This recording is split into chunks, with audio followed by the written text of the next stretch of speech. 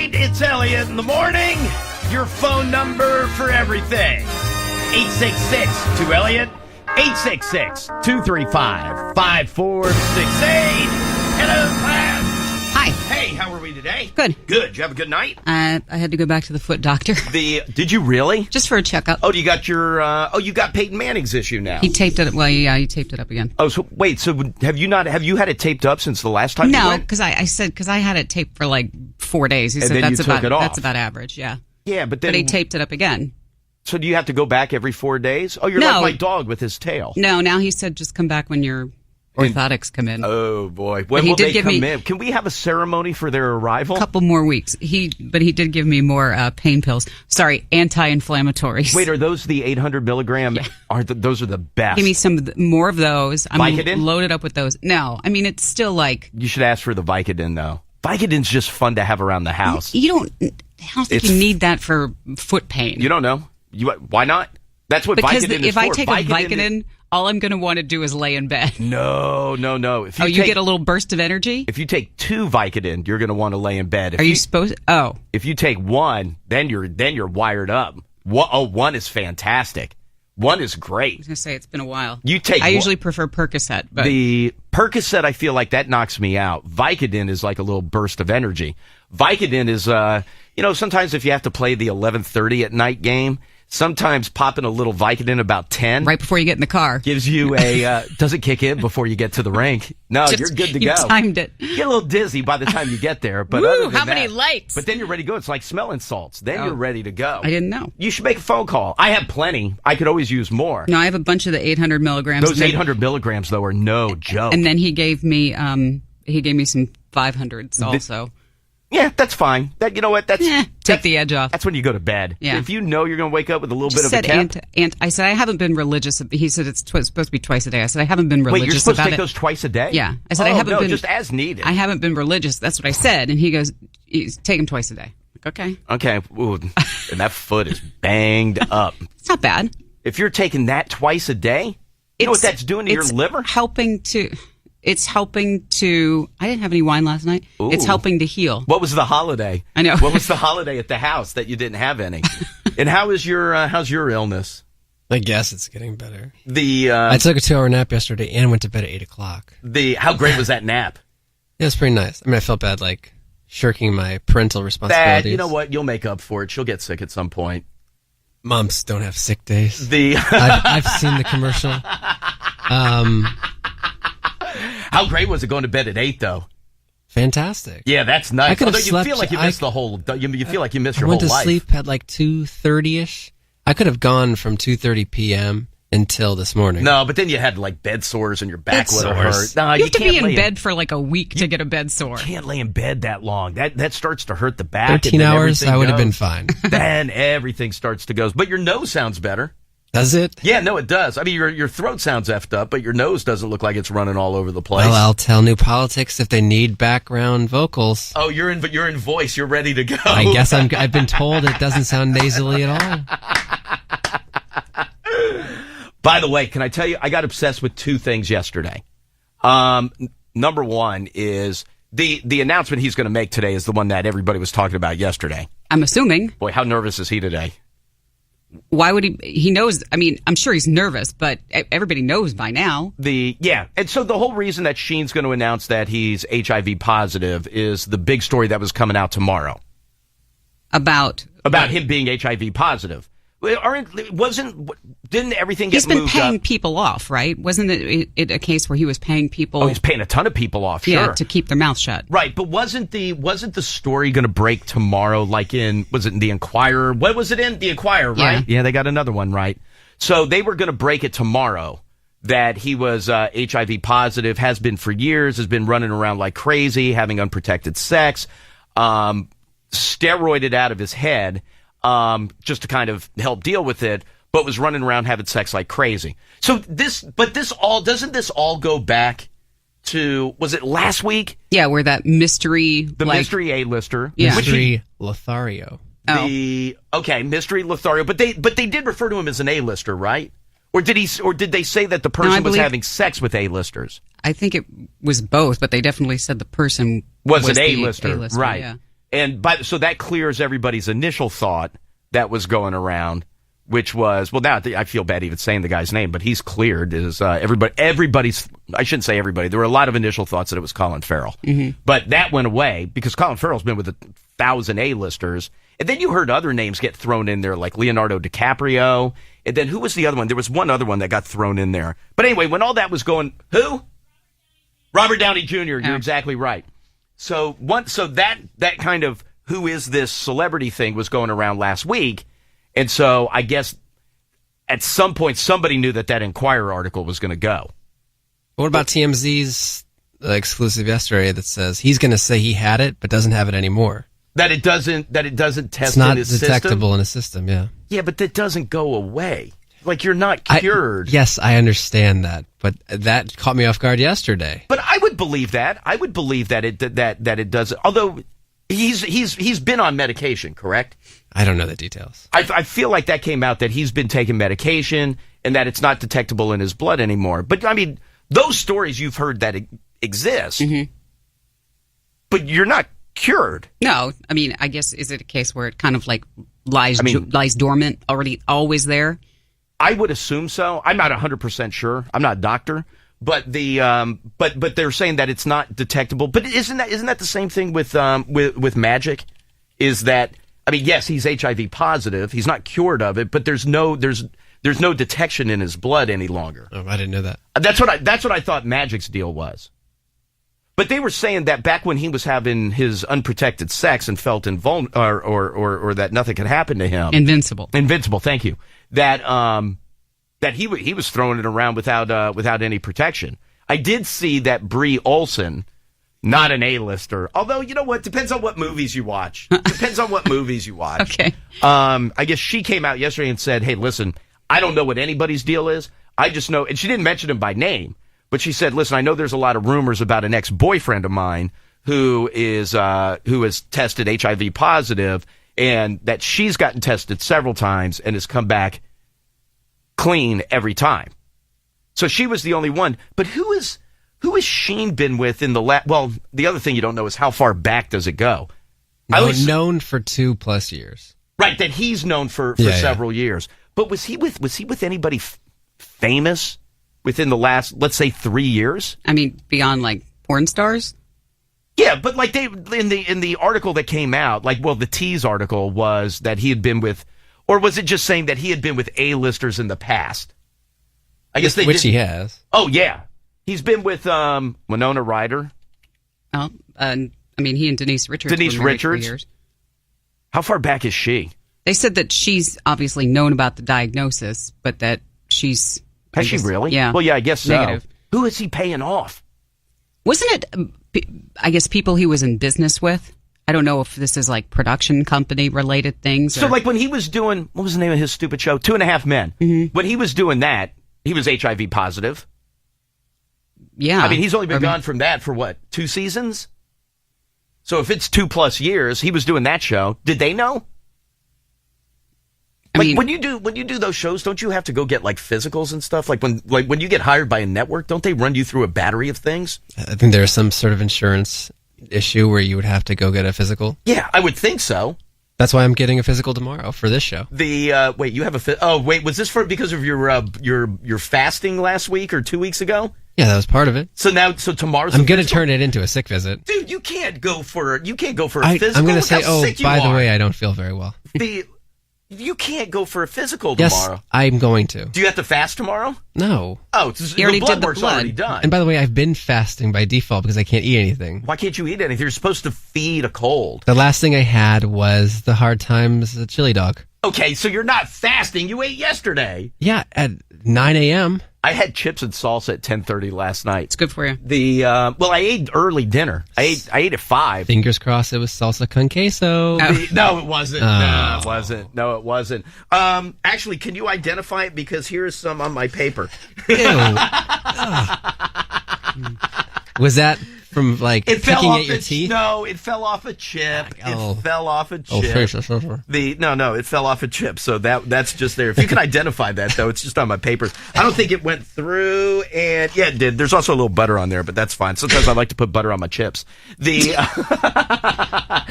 Country tortilla chip, then butter. It spreads so then easily. Cheesy cheese. How's your blood? Flowing great. I feel so good. Honestly, I feel so healthy today. I feel fantastic. Wait, what's wrong? Okay, so I have a little bit of a headache, but my body feels good. You've had a headache for like the last 15 years. Were we talking about migraines yesterday? Yeah, no, I honestly, my body feels so good right now. My legs feel great. My head hurts, but my legs feel good. My shoulder that I had a crick in yesterday, that's gone. I'm telling you, I feel fantastic. So wait, go back. So Winona Ryder, Denise Richards, didn't he also hook up with Robin Wright Penn? Gosh, I mean, how long back does that go? So you saw that name too, right? And who was the? I guess the goddesses aren't put into that camp, right? Depends on what movies you watch. Who was I don't know half of these names. Robin Wright Penn is listed as 1981. Okay, so I think she's predates the 2+ years. Capri Anderson. That's when he's known. Keep that in mind. Oh, so we don't know how many years it goes back. It doesn't go back to 1981. You never know. Remember, he was engaged to Kelly Preston. Oh, that's right. I forgot about her. Like in 1988 or something. Who was the model that dated Stephen Jenkins from Third Eye Blind Forever? Who was the model that dated him? Not Charlize. Yes, it was Charlize Theron. Oh, really? Yes. Didn't Sheen date her? Did he? I don't remember that. I feel like yes, and also, and this one I may be wrong with, but didn't Vanessa Carlton date somebody really famous? Yeah, Stephen Jenkins. Yeah. Okay, all right. So, you know what? Don't confuse camps, Elliot. No. So, Stephen Jenkins dated Charlize Theron and Vanessa Carlton. Okay. And Winona Ryder. And did he really? Yeah. Man. God damn it, Winona. Winona throws it around. All right, wait, so where did I leave off? Robin Wright Penn in 81. Denise Richards. Who was the other one you said? Oh, Kelly Preston. Was that pre? Yeah, it had to be pre-Travolta because she's still with him. Engaged at the end of the 80s. But called it off after he accidentally shot her in the arm. That's right. But I think back to when I moved to Los Angeles, and this is way before 2.5 Men, and he was just doing the baseball movies. But even then, him and Robert Downey Jr. were like whores of Hollywood back then. Was that an Andy Cohen show? But I can remember Robert Downey Jr. pulling up next to me at a stoplight when I was going to Pirate one morning, and he was next to me and hammered. Well, that's asking me for directions on how to get home, and I was like, dude, I don't know where. Trust me, I've never driven through that neighborhood. But those two were the bad boys of Hollywood at the point. That and all the 80s hair metal bands. I was 12 when I lived there. And then but he was bad then. Maybe it does go back, although 81 is way, way before my time of getting in Los Angeles. Way, way, way before my time. But there's no way it goes back to 81. It does seem. 34 years. That seems like a long time to go. That story would have come out a long. Yes, exactly. He would have been diagnosed long before that. You think he's miserable today? Or at this point, do you think he's like, you know what? I just got to get it out, be done with it, and just move on? Probably a little bit of both. It's not new news to him. No. It's years old to him. So this says, Charlie's big challenge is explaining how he has had the virus for well over 2 years, but continued to have sex without telling his partner. Well, see, that's the big, that's going to be his big issue, not coming out and saying that he's HIV positive. But when you read that, doesn't that suggest it's only been 2+ years? Not 34? Well, that he's known. No, this says has had the virus for well over 2+ years. Wait, read that part again. His challenge Charlie's big challenge is explaining how he has had the virus for well over 2+ years, but continued to have sex without telling his partners. Okay, so he's known longer than 2.5 years.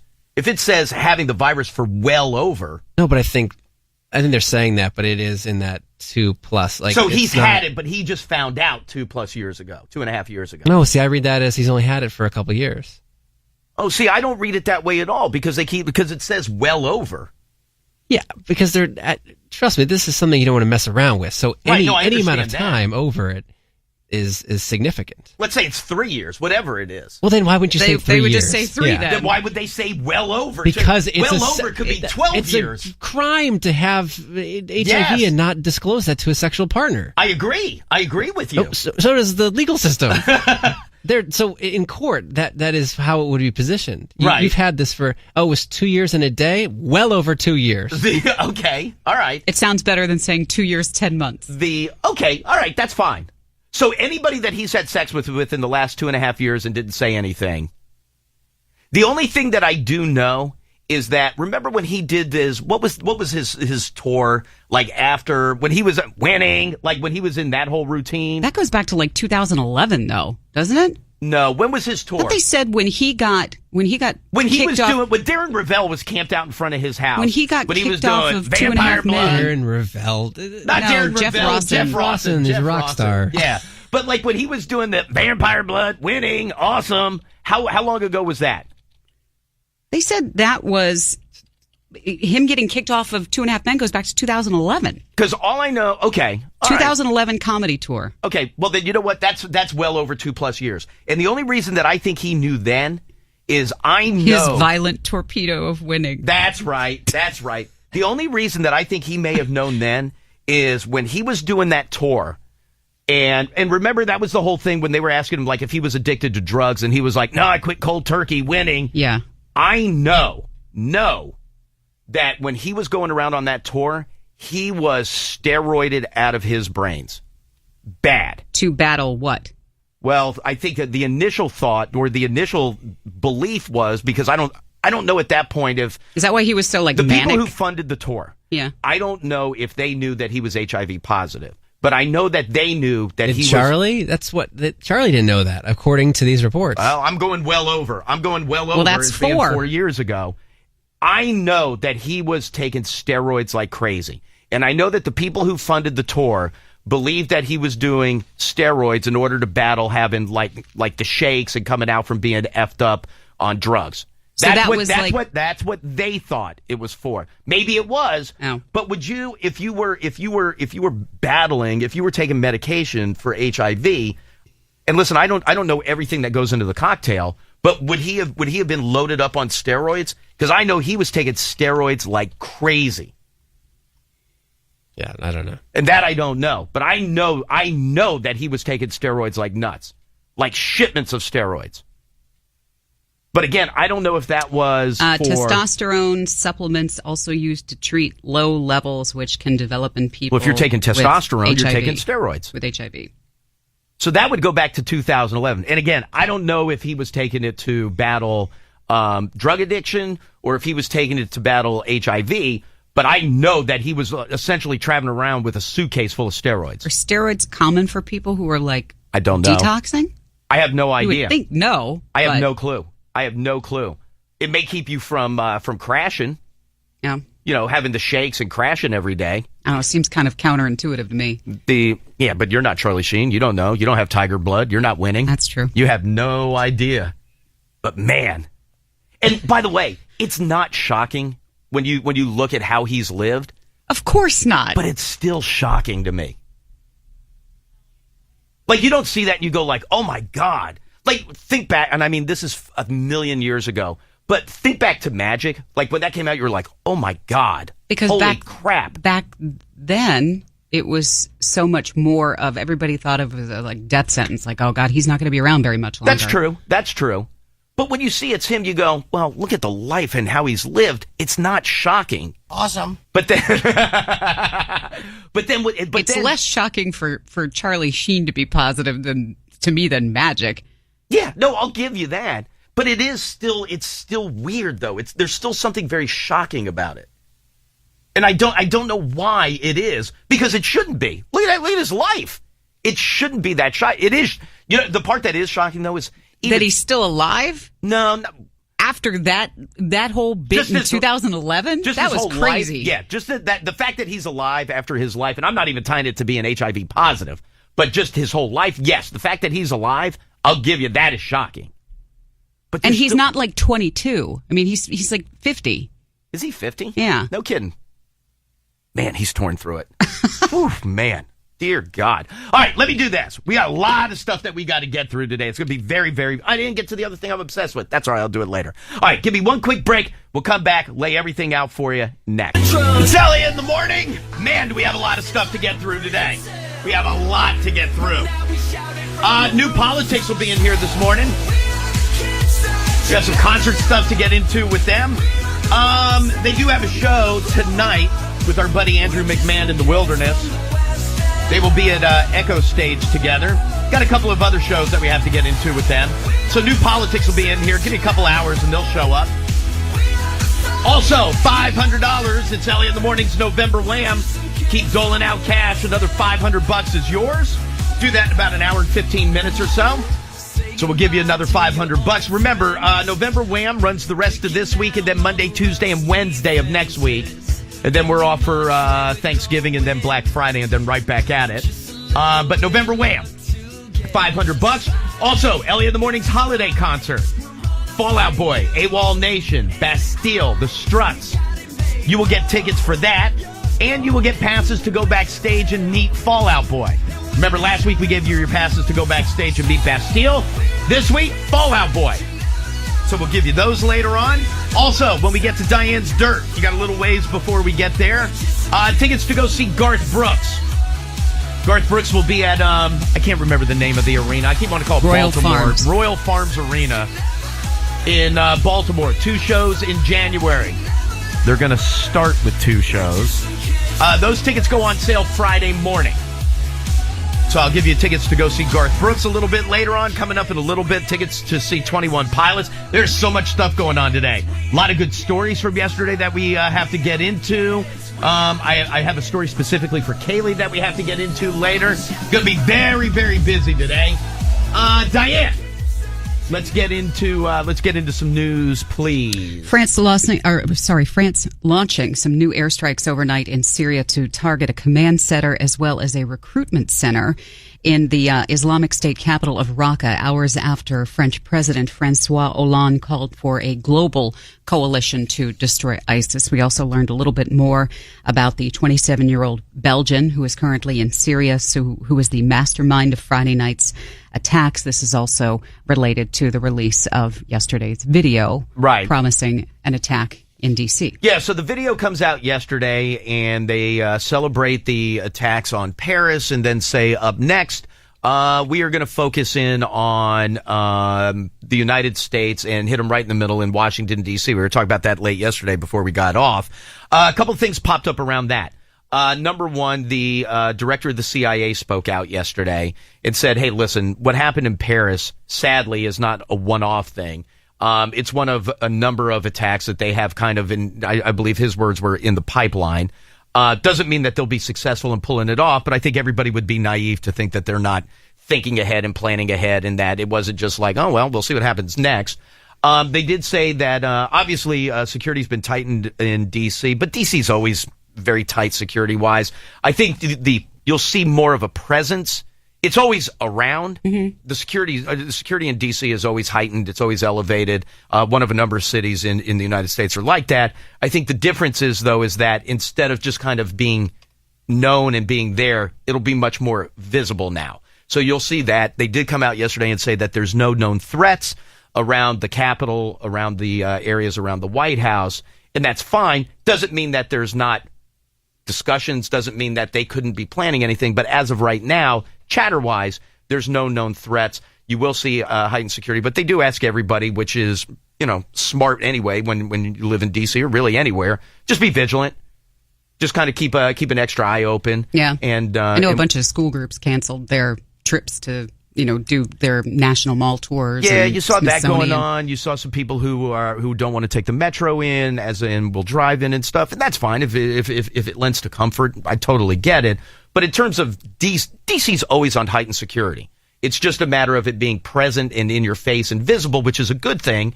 versus just, I don't want to say plain clothes, but it operates all the time in a heightened security. It's just now they're going to make it very visible, which is great. That's awesome. The Russian passenger jet that crashed back at the end of October was brought down by a bomb that they estimated contained about 2.2 pounds of explosives. Flight 9268 crashed after it left from the resort city of Sharm el-Sheikh, killing all 224 people on board. ISIS did claim responsibility for that attack, but I guess they have still yet to completely verify. Right. So in order, you had the plane explosion, you had the attacks in Beirut, and the attacks in Paris. Yes. Oof. That barricade situation that messed up D.C. people's commute yesterday ended up ending after the rush hour was over. Well, of course. Right. But it went on for like 10 hours, though. Because it started at 1 o'clock yesterday morning. 31-year-old Sophia Dalkey from Springfield, Virginia, charged with assault on a police officer while armed. They believe she was having some sort of mental health crisis. Also, it looks as though normal operations at Washington College in Maryland today after they suspended classes because of a missing student that went home to get a gun in Pennsylvania. They put out a notice to the community yesterday evening saying the school would have extra law enforcement that would have a more visible presence on campus today. Right. And then you had Georgia Gwinnett College that was all locked down yesterday. I think they ended up canceling everything mid-afternoon. Harvard, I know, got bomb threats in 4 buildings and evacuated. Nuts. Yeah. Man. Crazy day in Richmond yesterday after it was a carjacking suspect and apparently one of his victims that both ended up in the hospital suffering from life-threatening injuries following a police chase yesterday afternoon. Apparently a police officer also suffering injuries in that incident. So this guy is at the gas station filling up. I feel horrible for these two people. When this carjacking happened, so then the guy gets in the back seat and is telling the guy and his passenger, okay, now you need to go to a bank. Right. Let's go to the ATM. They said that one of the victims was able to get out of the car and tell police that there was a robbery in progress. Then it turned into a 30-minute slow-speed chase. Officers were able to put out with one of the guys from the gas station. Yes. So you had the carjacker and one of the guys from the gas station. The other guy got out at the bank, like you said, alerted that the police. Carjacker takes off with one of the other guys. Like you said, they go on a 30-minute, slow speed chase. You realize they blew out the tires or they spiked the tires. So he shot the guy. Yeah. Shot the guy. So they said that obviously both the police returned fire and shot the suspect. So both of those men were hospitalized after that. Man. There's some crazy things going on. I'm with you. National Center for Health Statistics revealing that for the first time ever, the smoking rate among adults has now dropped below 15%. Has it really? That's numbers in the United States. That's they good. said when you go back to 1997, that rate was just under 25%. The rate has dropped steadily since then. It's still more men who identify as smokers, 17 to 13% when you compare men to women. Delta Airlines saying it will no longer accept pets as checked baggage. That will be effective March 1st of next year. Pets can still travel in the passenger cabin, except in business class. Right. Oh, no, thank you. You're getting dog hair on my suit. No. So if you have a service dog or have a dog where you've made your own service vest, thank you. You can still bring your dog on the plane. So they won't fly the dog in cargo with baggage, right? But you could still pay to have the dog flown in cargo separately, but on a different plane, right? Yeah, and then there's all kinds of weird. Did you see the rate range for Delta Cargo? No, I don't know how. I've never shipped anything cargo. You have to assume it's going to go by the size of the animal, right? Weight, sure. Anywhere from $193 to about $1,500. $1,500. I bet $1,500 would be for your dog. Right, I got to ship Deuce for $1,500. You know what? Feed yourself. Yeah. You mentioned though, service animals, emotional support animals are going to be exempted. But not towards the front of the plane. No. That dog will pee in the back like the rest of you in steerage. That's right. Ohio Governor John Kasich and South Carolina Senator Lindsey Graham are asking for equal time from NBC. Of course Kasich is. After Trump. He wants to get his message out. He did it in D.C. Hosted SNL. He did it in Ohio, and he'll do it again. So Trump was on the air for 12 minutes, 5 seconds, and of course they would like their equal time. FCC. Wait, who's the other one? Kasich and who? Lindsey Graham. Oh, whatever. And Pataki. Is he in too? Yeah. So FCC says those asking for equal time have to be legally qualified candidates. Is that where they take people aside and go, come on? Well, no, I mean, all three of them are legally, they are candidates. I know the skit. Kenan Thompson, what's up with that? Okay, Diane. Sit them all next to, what's his name? Lindsey Buckingham. I don't. We just ran out of time. I don't think. Ooh-wee. What's up with that? I don't think equal time means that they have to be on SNL. I just think it means that they have to be on NBC. I don't think it has to be on the same show. They like named specific networks they want to be on, like affiliated networks. Under the NBC umbrella? Yeah. Oh, so like, I can't even, like CNBC. Bravo. No, they're like specific local affiliates. Oh, so like in certain cities they want to be on. Exactly. Oh, no kidding. No kidding. Well, they're probably all New Hampshire and Iowa, so we're good. All right. I still think it would be Diane better. wants them in a skit. Yeah. Very good. Yeah. Texans shutting down the Bengals to give them their first loss of the season. TJ Yates hit DeAndre Hopkins for the lone touchdown as the game is Houston. That was a nice one-handed grab, too. Houston won 10-6. J.J. Watt saying that he was injured during last night's game, but he couldn't tell us where. Games like these are special. This is why you play the game. But I saw you did get banged up, but I also saw that there was no way you were coming off the field for that last defensive stand. Tell me how you're feeling. Well, I got banged up in an area that I don't think we can talk about on ESPN. But it took me out for 2 plays, and we came back out here and we won the game, so I'm fine. Let's just leave it at that. Congratulations. Thank you so much. Go Texans. Go Texans. Go Texans. I heard D's. I'm sorry. Yo, D's nuts. Related story, check out TMZ's 25 jacked up shots of J.J. Watt to tackle your man crush Monday blues. He is a fine specimen. The NFL now saying that officials at the Jacksonville-Baltimore game on Sunday made a mistake and that Baltimore should have won the game. Right. So they're saying that Jacksonville wasn't set before they snapped the ball, which would have been a false start penalty, which would have run off the last 10 seconds of the clock, and that would have been the end of the game. But since they didn't do it, and then Doomerville grabs Bortles and draws the penalty, so then you have the untimed field goal, which Myers hits and Jacksonville wins the game. Now they're going back and saying, well, they should have thrown the flag on the false start because the team wasn't set and therefore they should have won. But tough titty, we can't do anything about it. Yep. Thank you. We heard late in the show yesterday that Rob Ryan is done in New Orleans. Yeah, he's out. Yep. He's done. Saints ranking last in yards allowed, points allowed, and passing touchdowns allowed. So he will be replaced by their senior defensive assistant. His name is Dennis Allen. Jaguars wide receiver Allen Hurns touchdown in 7 straight games, but now he is suffering from a core injury and will have to go visit a specialist in Philadelphia. Yeah, it's big fantasy implications. To get that looked at. Peyton Manning dealing with a partially torn plantar fascia in his right foot. Some teammates are saying that he's been having a hard time even walking around last week. Head coach Gary Kubiak announcing that Brock Osweiler will start this weekend in place of him. The Capitals have not played since Friday night. They don't play again until tomorrow night in Detroit. But yesterday, Coach Trotz captured all the hockey headlines by shifting Nicklas Backstrom back to the top line along with Ovi. Yeah, but then he was like, well, we may just be doing it in practice, just making sure they can still skate together. I think they're fine. So we'll see. Who knows what you're going to get tomorrow in Detroit.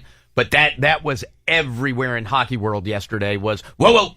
Backstrom and Ovi are back together. Backstrom and Ovi are back together because those were the lines they skated. It was Backstrom, Ovi, and Oshie on the top line yesterday. So we'll see what happens tomorrow night. NBA 76ers still winless on the season. They fell there you go. Fell to the Mavericks 92-86 last night, so they are at 0-11. Good. Wizards will play the Bucks at Verizon Center tonight. Bradley Beal still apparently a question mark since he has yet to come back to practice since he suffered that shoulder injury. Matt Kenseth has officially served his 2-race suspension, called into a meeting with Brian France yesterday prior to his being cleared to return to racing for this last race of the season at Homestead. Yeah, so they're fine. Also, Layla Ali speaking out on Ronda Rousey losing to Holly Holm over the weekend, saying in order to be the best in the world, you definitely don't ever get beat up like that in your prime, period. Whoa. Let's get a match between these two, yeah? Won't happen. No chance. That's a look at news and sports. In the morning. Hey, what's up? Hey, who's this? This is Brandon Marco. Brandon, how are you, sir? Staying alive. I hear you. Brandon, what'd you do last night? I went to my favorite bar and watched the game. Oh, good deal. What were you drinking last night? Everything under the sun. How's that head today? Good. I'm about to get a sunscreen put on me for a skin study. Wait, whoa. Say that again. You're getting ready to get a sunscreen put on you? Yeah, like sunscreen cream. They put it on you and they test you, and then you say you have it on you for 6 hours, and then they pay you $500. Ooh, how do we get in on that? Wait, so hold on, back up and say, first of all, where are you calling me from right now? Sterling, Virginia. Wait, are you at home or are you at whatever facility you're doing this at? I'm at the facility. You are? Yep. So you're sitting in some, like, medical room. Hey, hold on, I'm just trying to get tickets. Yeah. 1 second. Is this like a dermatologist's office, or is this like the sunscreen company? I think there's two in the United States that actually finalizes the cream, and this is one of them. And it's in Sterling. It's called Micro Back. How did you get selected for this? Craigslist. $500 though.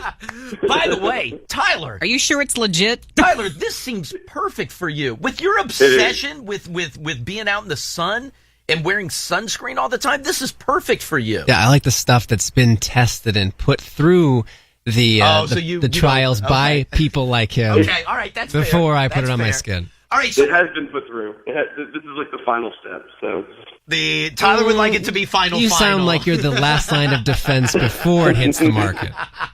So wait a minute. What time? How long ago did you have to get to this place? I'm just got here like 5 minutes ago. So they put you in a room and they're gonna lather you up with sunscreen. Yeah, and then they tape me all up, and then I got to come back in 6 hours. Oh wait, so you don't hang out there for 6 hours? He has to stand in front of a big sun lamp. Yeah, well, No, wait. no. So, what I don't understand though. What do you do for the next 6 hours? I don't know. That's the journey.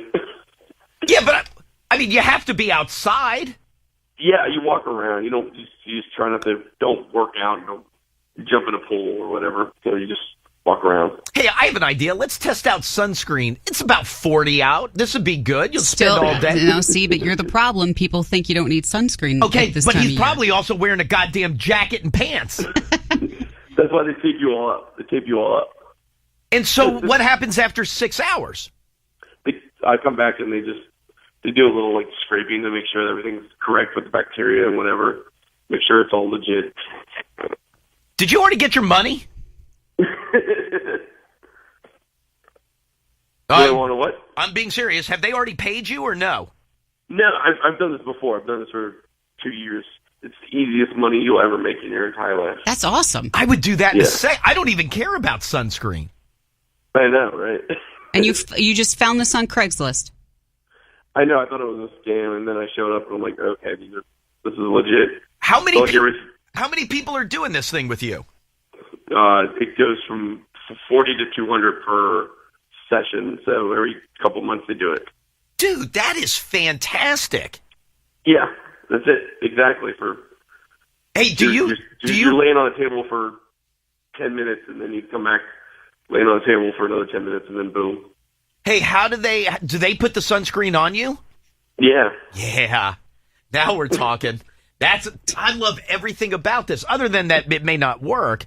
Oh, you know what this reminds me of? Did you guys see the story yesterday where there was a woman who took some selfie and she noticed in the picture, she had never noticed it before, but she was looking at the picture and she was like, oh, what is this? In her neck chest area. Mm-hmm. And she was like, oh, I've never seen that. And then she went and looked in a mirror and was like, oh, look, I got some kind of a mark there or something. Skin cancer. Oh, no. All because of the... Great. No, but if she wouldn't have taken the picture of herself and then looked at it, she would have had no idea. How far along was it? I think she's good. Did you read the article? I read the captions. R.I.P. No. The picture is of her standing up, so I don't Right. I don't think she's dead. But yeah, she saw a little mark, and then that's it. That won't happen to you, dude. You're wearing sunscreen. You're good to go. I'm good. All right, dude. Well, listen. Let me get you ready to go get lubed up. I will give you your tickets to go see 21 Pilots and have fun with your testing today. Smell my face with sunscreen. There you go. Hold tight 1 second for me, please. Yeah, see, there she is. No, this is like an app that they have. Oh, wait. No, that's not what maybe it is. No, I don't think that's what I saw. Maybe it is. I just saw that, like I said, I saw the caption. But did she catch herself by taking a selfie? I don't see a specific person mentioned in this story. Oh, yeah. I don't remember where I saw. I didn't print it out, but it stuck with me. Clearly. All right. That's a bad-looking mole. Well, let's see what the app says, Diane. So wait a minute. They have an app that if I shine it at a mole, it's going to tell me if it's cancer? Yeah. Didn't you buy your phone thinking this will assess my melanoma risk? Come on. Let me go to line 6. Hi, Elliot in the morning. Hello? Dude, I want to get paid for a study. I don't even care what it is. Yeah, I do. Yeah, I do. Wait, hold on 1 second, ma'am. But don't you want to get paid for a study? I mean, it sounds... That dude shows up at a walk clinic, around for 6 hours, you get paid $500? That's walk around money. Yep. That's exactly what it is. I'm sorry, ma'am. What is your name? Teresa? Teresa, yes. And how are you? I'm good. How are you? I am great, thank you. Teresa, what'd you end up doing last night? I had to work overtime. Oh, can I ask you this? I was eavesdropping on a conversation last night. What do you do for a living? I'm a certified coder. I'm sorry? A certified coder. Okay. A medical coder. Do you wear a name tag at work? Yes, I have to. Oh my God, you're perfect. Because I was trying to think, I don't know if I know anybody that has to wear a name tag at work other than, I can't think of jobs where you have to wear a name tag, but all through. A lot of retail jobs. I don't know if for some reason, like the people at CVS popped in my head. I was thinking, although you know what? I wonder if CVS does it. I was thinking fast food, and I know that they don't. But I was eavesdropping on this conversation yesterday. There was a guy talking to somebody else, and he was talking about how, hey, let me ask you this. Let me back up one step. Teresa, for your gig where you have to wear a name tag, like what kind, do you work like in a big office or something? I work in a hospital, but I work in an office. I don't actually work with a patient. Right. Okay. So, but you work in an office setting, but within a hospital. Yeah. Can I ask you something about your name tag? Sure. Like, do you know everything that's in it?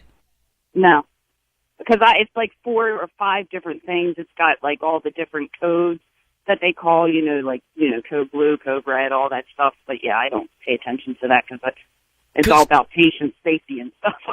Right. No, I understand that. But there was some dude talking yesterday about how there's I don't know if there's a lawsuit pending or like some kind of like class action thing or just some kind of legal push. But I guess they were talking about how people who have to wear name tags, and like I said, I was just kind of listening in, where there are people who wear name tags in some cases are pissed off because the company that they're working for will put some like tracking devices. So it's like a chip, almost like a key card to get in and out of a building. No, so they're not using it to get in and out of a building. They're using it as almost like GPS to be able to track where their employees are. Oh, well. And they even said, I guess that's possible. They even said in some cases that they've got it built in where they can like almost turn on a microphone and be able to hear conversations. Really? And that's all built into a name tag. But and again, I wasn't talking to the guy. I was just trying to listen in on him. But he was talking about how if people don't know that they're being recorded, although we were being listened to for a while here and we didn't know. That's true. So hey, maybe maybe it is legal. I don't know. That's crazy. But could you imagine that? Know. Like a name I tag? hope not. It sounds like we talked about the phones that they were issuing, that people, and they had the apps that were tracking people all over. But at least true. But at least, well, no, I guess I was going to say, at least to me that makes sense because you know that phones are GPS equipped. Yeah, but did you know that they were following No, you? I didn't. I didn't know that. And not only did I not know it, you know what else? I didn't like it. No, you didn't. No, I don't like that. You don't like Big Brother. No, especially when he's looking at me. But isn't the name tag thing, like, doesn't that seem really sketchy?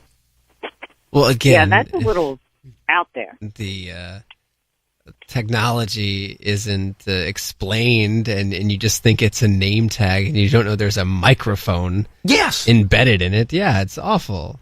Yeah, totally. Like, if there's a microphone and they can follow me... Now, I didn't hear the guy say anything about video, But I would imagine they could do that too. That's got to be illegal. Which one? Recording? Tracking you? No, not the tracking, but like the microphone, the recording. Why? If it's illegal, I'm filing a suit against this place in a second. We talked about wanting to do that. Yeah, but we didn't follow through on it. No. We didn't follow through on it. We didn't get any legal. But they were also saying that, like, there's some office buildings, and I've never had to visit an office building where, like, when you check in at reception, instead of getting a sticker that says guest, they'll give you an actual, like, a clip-on name tag, and it'll say, like, that'll say guest or visitor, but the actual clip-on allows them to track guests when they come to the building. Like, for example, like here in the building, there's like the Wi-Fi for employees, and then there's Wi-Fi for guests.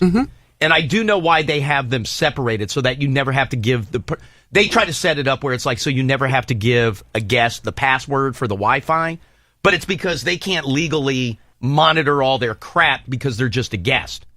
Whereas if you're so that's why I only use the guest Wi-Fi in the building. That way they can't track me. Okay. No, they can't. It's illegal. But if you use, like, the company Wi-Fi, then they could just dig into all your garbage. So that's why you should always be on the guest Wi-Fi. That's right. But, like, if you show up at an office building and you get, like, the little clippy thing that says visitor, they said a lot of those are, number one, tracked to be able to make sure that you're going where, and they'll tell you it's to make sure that you're going where you say you're going. But the other thing is, they could listen in on meetings. They could listen in on everything. How did this person that you were listening in on not realize with this amount of detail that you were eavesdropping? Oh, because he was standing, like, it was at hockey practice, so he was talking to somebody. I don't know where they work, but they do something. But he was talking to them, but I was like, had my computer set up on a table right next to him. Recording them. So I just kept looking down like I was typing, like I wasn't paying any attention. God, so busy. But I was typing like this, just leaning all the way over so I could hear. But isn't that Boshi? Especially if I'm a visitor. I don't want you tracking my ass. Yeah, I mean, all of it is kind of sketchy. I don't like any part of it. But is it illegal? One would think. But I don't know. You sign away some... Did you see yesterday that Hey, Teresa, hold on one sec. Let me get you your 21 Pilots tickets. Hold on one second. Did I see yesterday? And I may be dumb for not knowing this. But so right now they're doing open enrollment for the company, but of course we're part of a union, but you're allowed access to some of the benefits set forth by the company. Which is the one that we always say you're not supposed to do, short term? But anyway. Long term? I don't know. I don't do any of that stuff. They take money out of my check. Did you see the warning from our union leaders that said, at the very least, go in and set beneficiaries? Because the default beneficiary... Oh, wait. Through the union? No, through the company. The default beneficiary? Yes. Do you know who the default beneficiary is if you don't go in and actually, like, enter a name? I have two guesses, but I need to ask a question first. And this is for, like, accidental death and dismemberment and, like, life insurance. So it's pretty serious stuff. So if I don't go in and say that Jackie's my beneficiary. Because some benefits are, like, you're enrolled in them even... if you don't select them. Right. Oh, they're like default. They're fiduciary. That's definitely not. I don't know. It's a legal term, but I like throwing it around. I would say that this shocked me yesterday, and I may be dumb for not knowing this. The company. Yes. Yeah. You knew that? I know that sometimes they'll name, like, the business, like the head of the business department, and sometimes they'll name the company. Yeah. That if you don't go in, they're your beneficiary. That's what our shop steward wrote yesterday. Hey, change out the company as the recipient of these funds. But you know what? There's always been question about that because by law, your spouse, whether declared or not, is your beneficiary. So there's always been kind of like a little bit of a back and forth on that. Well, I'll have to email the shop steward. I talked to him yesterday, by the way. Yeah, we talked baseball. Talk to him. Why did you say it like that? I talked to him yesterday. I'm working on accents for when new politics gets in. That's your Danish. Straight out of Copenhagen, right there. Herndey. Straight out of Copenhagen. Talk to him. No. Less than kids. No. But I did know that a lot of times companies will make you and I do remember, I don't want to name names, but when Bonaducci was working with us in Philly, the general manager at the station tried to get him named as Bonaducci's beneficiary because he thought there was better than even odds that Danny would die. And that way it was going to go back to the company anyway, so we may as well give it to the GM. Yeah, I remember that taking place. Hey, I'm the one who's had to put up with this crap. I don't like that. So did you go in and change? I need to go to double check that. I don't even know where I'm supposed to go check that. You got an email about it. Remember, I sent an email yesterday asking, no, you did. Hey, do you have the original link to go in and do this? Because I just ignored it. Right, and what was Diane's dick response to that? She sent it. And so did Kaylee. Yeah, not to me. How about it's a group email? How about you send it to the group email? You don't need it. You wouldn't do anything with that information. Yeah, if I need to go... Diane, the last thing that I'm giving one goddamn cent to is this company. That would be so funny. Check your work email. Yeah, I would come back and haunt them from the dead. I can't check my work email. Why? I don't know how to get into my work email. I don't know what my passcode is. It's been expired for the better part of 6 months. I have no idea how to get in there. They're the ones who have to change it for you. How long do I have to get that done? I swear, not one red cent. You know what my luck is? Oh, Friday? Yeah. It's open enrollment is only a set amount of time. You watch, tomorrow's the day I have a heart attack and this goddamn company is my beneficiary. F you! F-U-O-R-F-U-I heart! I don't know, his last words were, I want it all go to company. Go to company. That would be so, I'd laugh at that. I'd feel bad for your family. But I'd be like, at the end of the day, they got him. They had the last laugh. Oh, and early death. They sort of wished for that, too, I think. Oh, and all that money you paid on that life insurance. Oh, dear God. Where am I going, Kaylee? That's Boshi. Well, that's the default. Did you change it? Not yet. I have to be on the network, I think, How did you know to do that?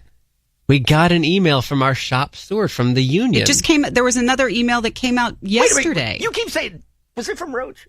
Yes. Why do you keep saying shop steward? Because he likes to separate himself. He's that's businessman Roach. He's Roche. That's when it's Union Roche.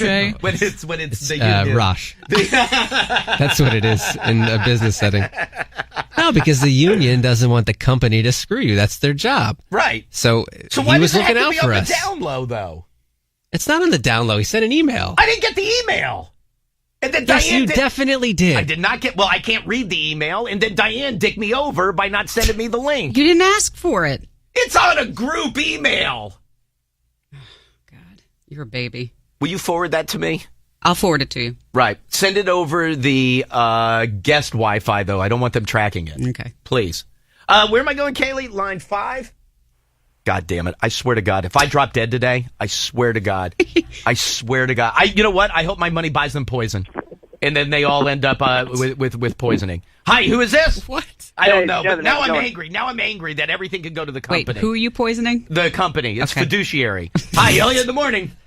Hi, yeah. So it is 100% illegal to listen in on anyone else's conversation unless you have, like, a wire to do such. So, like, employers can't just listen in on people's conversations that they're having unless, as an employee, you sign something you didn't realize you signed that says you give permission to them to listen in on stuff. Oh, I guarantee you I signed something. I know I signed something. Whenever, isn't that always like the back page of like the handbook that nobody reads, but you have to turn it into Regina before Friday or whatever it is? Yeah, do you guys remember those infomercials from like a couple of years ago? It's like you can listen in on any conversation with like those little, it looks like a Bluetooth in your ear. Oh, yeah, of course. Yeah, well, those are highly illegal, and they actually got their butt sued, and they're no longer in business. Oh, no kidding. No kidding. All right, that's good to remember. I appreciate it. Thank you, sir. Yeah, no problem. You got it, dude. I'll talk to you later. There was probably something in that thing we did last week. Oh, what was that? The ethics quiz? Yeah. 3 questions, which was essentially, can you take this girl out, get her drunk, and talk about business stuff? Nah, you probably shouldn't do that. Oh, I'm sitting on such a good story about this company, too. Oh, am I sitting on a good one? Is it about the company as a whole or a specific person? No, 2 people at the DC cluster. Oh, it's a goodie. It's a goodie, too. As soon as the mics go off, I'll tell you. And they'll listen in. Hi, Elliot in the morning. Hey, guys. Hey, who's this? David. I talked to you guys yesterday about the medical stuff. Oh, okay. Okay, so 2 things. Number 1, I worked in a hospital. Number 2, my uncle's a private investigator. Mm-hmm. So we talk about this kind of stuff all the time. There's a rule called reasonable expectation of privacy, all right, which means that if you're in a public setting, say you're in a park. In a park, you have zero reasonable expectation of privacy. Oh, this is like the upskirting law. Yeah, something like that. But if you have no reasonable expectation of privacy, then people can listen to your conversation. They can take photographs of you. They can do video of you. That's all fine. Okay? When you go into a bathroom, you have a reasonable expectation that you're in a private setting, that you're not being recorded. Right. That's why if you're sitting on the steps at the Lincoln Memorial, I can upskirt you, but if you're sitting in the bathroom, I can't. Well, I'm not sure about that specifically, but okay. I am. If you're in a hospital setting, if you look on the ceiling of the hospital, you'll see a little round disc that has several LEDs in it. Right. Those LEDs they're receivers. They receive signals from badges. If you look on the back of equipment, sometimes you'll see something that looks like a little metal battery, like a watch battery. Right. Okay. That's a transmitter.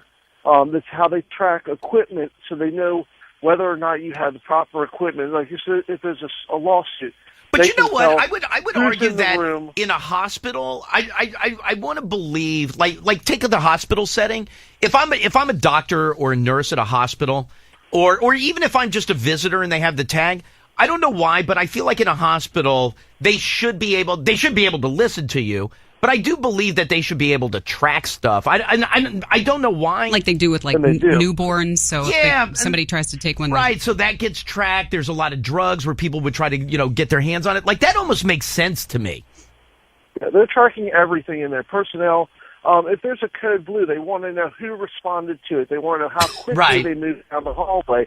Because if somebody dies because the doctor was just kind of walking down the hallway rather than stepping it up and getting down there. But you know what? But like I said, all that makes sense to me. But what doesn't make sense to me is if I just went to meet with somebody at like the Capital One bank building, like their headquarters, they don't need to listen into all my stuff and track me as I'm walking around there. There's not money laying around. Okay, but say you're working for a company that, like, I work for a trucking company now. Right. All right. They want to know if I'm taking, if I pick up a load, if I'm taking it exactly where I'm supposed to, or if I'm going 50 different places in between. Right. They want to know that whether or not I'm disclosing to people who have no business knowing what's on my truck. Well, then you know what? Then don't hire me. You know what? If you've got to be, at some point it's a leap of faith. I don't need a goddamn babysitter. But they don't track everything every moment of the day. What they do is they use that information discriminately. They will come in later on and say, okay, there's a reason to look at the records on this person. Okay, I understand. They don't have time to be listening to every word you say through every moment of the day. Okay, like that right now, makes I'm sense. At work. I have no problem being on this phone call because I know that I'm not doing anything that would make them want to look at me and go, what's he doing? Why isn't he doing his job? Right. No, I understand that. I understand that. Hey, I appreciate the phone call. Thank you, sir. Thank you very much. Yes, Tyler. We're kind of all over the place with this conversation. Yes, we are. But is this true? I'm going to read a tweet, and you tell me if you think it's true or not. And this is from David, who gave us some insight into advertising discounts and internet price when it came to car sales. Okay, you ready, Diane? Here we go. When I sold cars, management would listen in on customers' conversations with hidden mics under salesmen's desks. Happens all the time. And he writes, doubt it was legal. Happens all the time. The sales guy will leave the office and leave, like, you and your wife. When he goes to talk to the manager, right? And then they just sit there and they listen because then they start talking. I don't know if we can get it down like another 1,000. Then they'll come down $200 and now it's iffy. Or they'll say, hey, I'd really like the dent and ding coverage. And they'll come in and go, hey, listen, I can't come down, but I can throw in the dent and ding. And now all of a sudden they know exactly what you want. Now, whether it's legal or not, I have no idea, but I believe that goes on all the time. Wow. I would believe that goes on all the time. Go by yourself. Have the conversation in your head. Yeah, but you always end up on the phone with somebody, the whole thing. That's why I refuse to let the person ever walk out of the office. And when they say I have to go talk to the sales manager, that's when you push your chair back and go, I'll go with you. And then you just walk with them. No, you won't.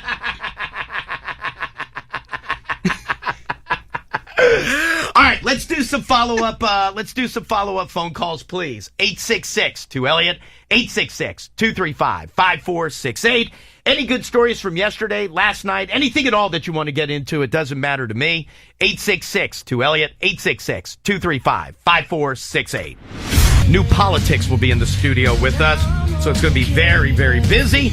I do need a couple follow-up calls. 866-2-ELLIOT, 866-235-5468. Hi, Elliot, in the morning. Hey, Elliot, I wanted to comment about the beneficiary situation for work. Oh, yeah, all of our money goes to the company. If your spouse automatically does get, as you were saying, like the default, but if you don't name the spouse, then the spouse has to go through all kinds of litigation in court. So and wait, so then it's on your spouse to sue the company to be able to get the money? Yes. Oh my God, that's horrible. Yeah, and then I mean, you know, it's with a lot of things. It's not just with your company stuff. It's like with your home or your bank accounts or things like that. And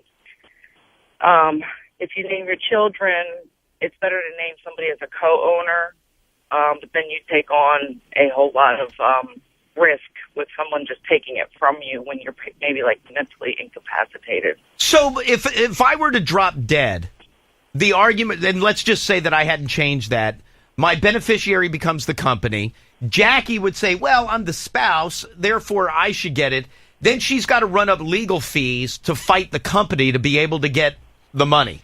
Unless she knows enough about the law how to file it on her own. But yeah, basically, you got to like I said, she'll have to hire a lawyer and run that up. Just make it a pain in the ass because you got to get the proof of death. And... Well, not only that, but then you know how this works. These big, massive companies, even ones that are $25 billion in debt, they're gonna make you bleed out before you ever see a courtroom. Right. So just go. And you don't have to wait for open enrollment. You can change your beneficiary anytime. No, this one says we have to do it by Friday. I can't. There must be something wrong because. Yeah. Look who I work for. Okay. So wait a second. Let me propose this. So you go in and you name her by Friday, and you name her, and you're good. And then, unfortunately, let's just say maybe in 2 months, for whatever reason, she's no longer your spouse, and you want to change her out. You're telling me the company's telling you can't change your beneficiary? You can, if it defaults back to them. No.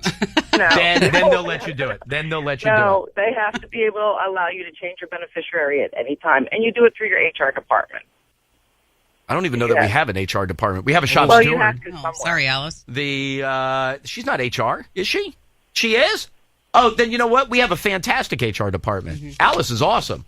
So ask your HR person because they can just change the name. I thought she was business. Pardon me? She's all up in my business. All right, dude. Hey, listen, I appreciate the phone call. Do that. Yeah, no, but it's a colloquialism. Yep. Yeah, very good. Thank you, ma'am. Bye. All right, talk to you later. Sorry about that. All right, a couple of other follow-up things real quickly. Number one, Diane, the name Dr. Howard Schneider. Come on, we've talked about him a million times. Howard Schneider. Jacksonville. Is this the mean dentist? Yes, the crooked dentist. Mm-hmm. Guess who went to jail yesterday?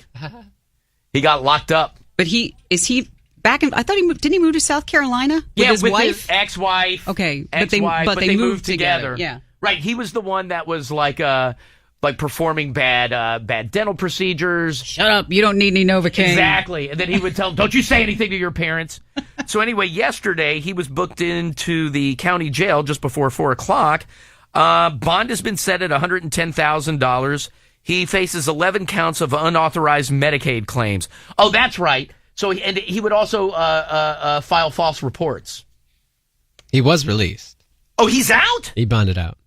Damn it. He was wanted out of a warrant from the Attorney General's office, turned himself in at his attorney's office at some point Monday afternoon. He's filing for an emergency expedited motion for temporary attorney fees, asking that his ex-wife put up the money for his bond. Oh, so he's out. Yeah, 9 p.m., released pending a hearing that likely would take place this morning. He skirts everything.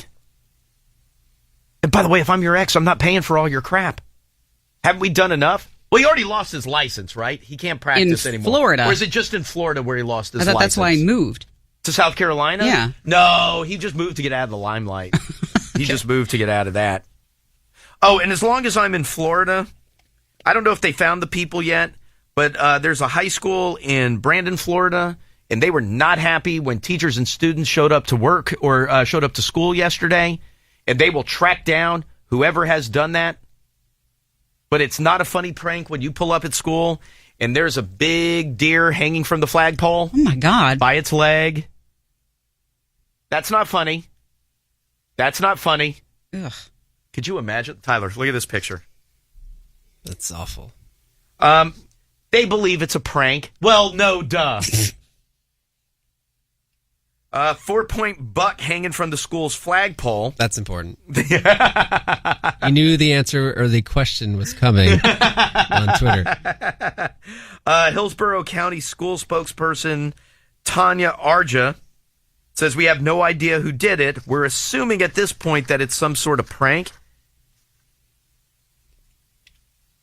They were unable to get the 4-point buck down before a lot of pictures were taken and then sent out over social media. The deer had been shot and then hung. Mm. By the way, do you go to jail for that? Is that a permit issue? I don't know. But I mean, if I just hang a deer from I hang a deer from a school's flagpole, I'm going to jail. Yeah, what was the circumstance around the killing? Oh, that I don't know. Just kill and deposit. It was shot before it was there. I don't think they put it. Well, I would hope they didn't just hang it from the flagpole and then shoot it. Here comes the game warden. Oh, and then as long as we're talking animals, I thought of Diane yesterday. The big 200-pound black bear that had his head in the milk container. Mm. You know, they had to trank him. Yeah, so he's okay though. Yeah, then they cut the milk container open. That's not used for milk. Like, is that just what it's called? It's not a container. That's a jug. A milk jug, yeah. Okay, yeah. Milk can. He looks like he's a milk jug face. Oh, damn it. What was his name? Esteban Carpio. Carpio. God damn it, Diane. Good for you. I had a Google alert on him for years. Did you cancel it? Yeah. Still have it. Really? Yeah, it never comes up anymore. Never comes up. But remember, they put a milk jug on his face so he couldn't spit at the officials. That's right. Remember, he broke his ankles when he tried to escape from jail. Uh-huh. Yeah, no, he was a badass sumbitch. Oh, and then I have something for Donna from the Goon Squad. Very smart. What do we know about Donna? Loves Legos. Thank you. Go no further. Do you see what Legos has just put out? It's gimmicky, but it's smart. Yeah. Lego slippers so you don't step on the pieces and hurt your feet. Oh, my God. You don't think Donna wants a pair of those? You know she made her own. They are extra padded slippers. What's worse than stepping on a piece of Lego? Nothing. Things, yeah. Nothing. Ask Donna, big brick monkey. So Lego is now selling extra padded slippers so that while you're walking around, should you catch a Lego on a piggy, you're not. Actually, it's on the heel that you don't want it. No, middle of the arch. How about anywhere? Kaylee, am I going here? Let me go to line 2. Then I have to get into the other thing that I told you I was obsessed with. Hi, Elliot in the morning. Hey, is this me? Yeah, hi. Who's this? It's Josh. Hey, what's going on, Josh? Hey, man, I was just calling about the deer prank. Over in Poolsville High School in Montgomery County a few years ago, same thing actually happened. Right. This is Maryland, right? Yeah, Poolsville, sure. Yeah. Yeah, I actually know the guys that did it for a senior prank. They hung the deer from the flagpole? Yes. Did they ever get caught? No, they didn't. Good for them. Well, I shouldn't say that. I mean, it's good that they didn't go to jail. So wait, so they caught a deer, or killed a deer, whatever it was, and then drove it over to Poolsville High School and hung it from the flagpole? Yes, sir. Dude, that's balls. How long was it up there for? Oh, just till the morning they brought it down. Wait, they took it down themselves? No, the school officials did. Ooh. Had the DNR, Department of Natural Resource, come out and do it. How long was that, like, the talk around school of them trying to figure out who did it? Oh, for a good while. It still gets talked about. Were your friends crapping their pants? Oh, yeah. That's balls. I feel like that's jail time. You're definitely getting arrested for it and getting charged for it. I don't know if you're going to jail, but you're definitely getting charged. Yeah, but how do you get caught with something like that? How do you get caught? I don't know. There's a big deer in your car. I mean, around Poolsville, it's normal. All right. That's fine. I'll take your word for it. Apparently, there's a lot of people driving around Poolsville with deer in the car. Poolsville talks. All right, dude. Hey, listen, I appreciate the info. Tell your friends I said hi. All right, will do. All right, later. Yes, Tyler. As someone who occasionally goes to Cugini's. Oh, yes. I don't know if he speaks for all of Poolsville. I thought of Cugini's yesterday. Why? I don't know. I was just, for whatever reason, they popped in my... Well, I think about Cugini a lot. But specifically the restaurant I thought of yesterday. All right, can I tell you the other story I got completely obsessed with that was all over the place yesterday? Please. The face transplant. Mm-hmm. Pretty amazing. How freaking awesome is that? And so the dude was a firefighter, correct? The man who received the transplant. Lost his face. Yeah. Did you see the before and after? Disfigured trying to save people from a house fire 14 years ago. I did not see the before and after. Wow. Isn't that amazing? It's pretty incredible. I mean, you look at the before and you think, no way in hell. And then you see the after, and you're like, holy crap, that's awesome. Now listen, is he still a little puffy? Yes. Does he still need some healing time? Of course. But when you look at what it was, oh my God. It was a 26-hour surgery. Where's the guy from? The firefighter is from Mississippi. Okay. And the guy who was the donor was from New York. And what was the deal with the donor? I was just killed in a cycling accident. Like motorcycle or bicycle? Bicycle. Yeah. So he died in a bicycle accident, and they took his face. Yep. I'm assuming that there's all kinds of like matching tests that have to be done. But they took that dude's face and put it right on him. You know what I haven't seen though? The firefighter who lost his face. Mm-hmm. What did he look like prior to the accident? The fire. Like, does the face look close to what he looked like prior? I mean, by the way, who cares? Yeah. Well, it shouldn't even matter. But that is amazing to me. They said it includes, I guess, basically like the scarring is along the back of his scalp. Right. And it includes his ears. They said it's really not visible in terms of the incisions. Oh yeah, no. I was going to say, like, if you look at the guy pre-facial transplant, not pre-fire, but pre-facial transplant, his ears are gone. Mm-hmm. Essentially, his eye area is gone. Oh, here he is before the fire that he was injured in. There's pictures of him, Isn't that amazing, yeah. though? Oh, there you go. I mean, you want to say it kind of looks like him, but it does and it doesn't. But who cares? It actually surprises me how much it does. Does, right? Yeah, I agree with you. But isn't that amazing? That accident was September 5th of 2001. So it's been 14 years. Mm-hmm. That really is unbelievable, though. That they can go in. How long did you say it took? 26 hours? Yeah.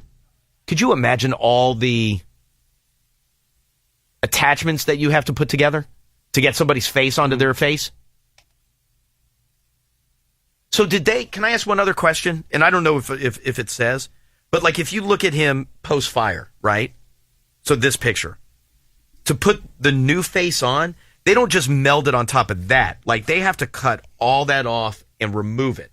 So essentially you're looking at, in the early part of the surgery, when they remove the burn face, and that sounds dickish, and I don't mean it to, but when they remove this face, like they take it off almost like it's a mask, right? I don't know. And then they just don't put that on top of that. There's no way. Your face skin would be too thick. Yeah, you would think not, but I'm not sure how it works. Dude, they gave him ears and eye sockets. Yeah. How many of them have they done? I know this isn't the first facial transplant. By the way, it may be the best one. Did the chimpanzee lady, did she get a face transplant? Yeah. This guy fared better. First one was in France in 2005. They've done that is true. I do remember hearing that. More than 24 since. They've done 24 face transplants? Mm-hmm. But I think they said that this one, though, is one of the more extensive ones because of all of the tissue. Right. The ears, the eyes, like everything. Yeah, this says since 1985, 28 face transplants have been performed worldwide. Wow. There have been 3 deaths related to the surgery. Where it just rejects and the body shuts down. By the way, 3 out of 28 ain't bad. In 6 months, he's going to be able to speak normally. Is he really? Yeah. Dude, that's freaking awesome. Good for this guy. But don't you agree, and I don't mean this bad, but he looks better than the chimp lady. He looks much better than the chimp lady. But I feel like maybe we haven't seen the woman with the chimp recently. Right. So I'm sure she's healed more since the last time we saw her. If you check the box on your license, are you eligible for faceplant donation? Like, can somebody get my face? I'm not sure. I know the skin is the biggest organ you have. Second, if your last name is Siegel. Mm-hmm. But if you check it, if you're an organ donor, your skin is an organ. Could they just take my skin? Sure. Who wouldn't want this punim? Oh. A lot of oil to keep wiping off of here. Oh. That'll help with the healing.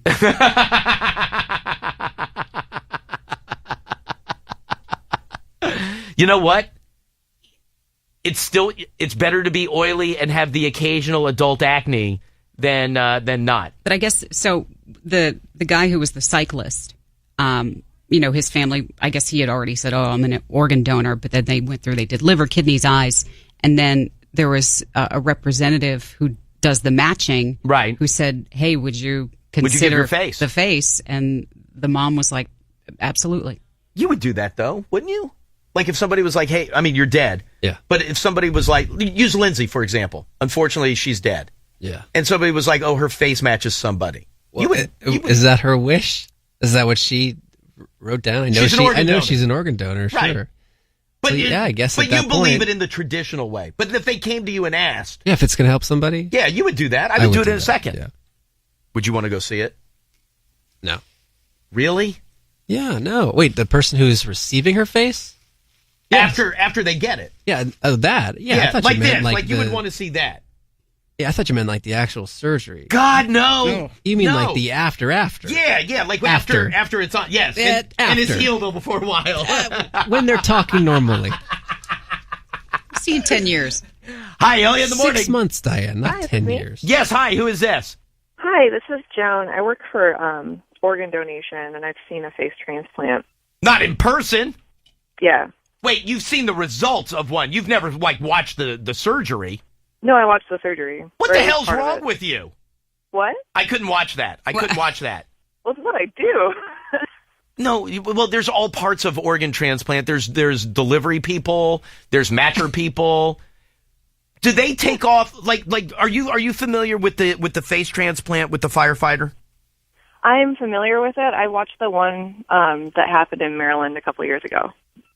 Which was the one in Maryland? Oh, wait, and is that where they... and they did the Australian 60 Minutes with the sister? The family going to see the face. I remember that. Hey, but let me ask you this. Like, for the... And what do I call that? I don't want to call it fire face. What do I call that? Pre-surgery face. Yeah, and he's nice. The guy that ended up getting the transplant is from Virginia. But do they take off the bad skin and put the new skin on top of it? Yeah, so what they do, and part of the reason the incision is so far back on their head is because I know with the Maryland man, and it kind of looks like too with the firefighters that they took a lot of the donor's bone, like facial bones as well. Right. And they have to take all the nerves and everything. So of course, for the bad skin of theirs, they have to take that off because they have to make all those connections with those nerves and everything. Right. And that's why it takes 26 hours. I mean, you're going in there and connecting tissues and capillaries and arteries and and other I things. know that might be for just one surgery. I think in Maryland, like the donor surgery was like 20-some hours, and the recipient surgery was 20-some hours. Oh, so even well, I guess you just can't peel it off and just here we go. Like that takes a while too.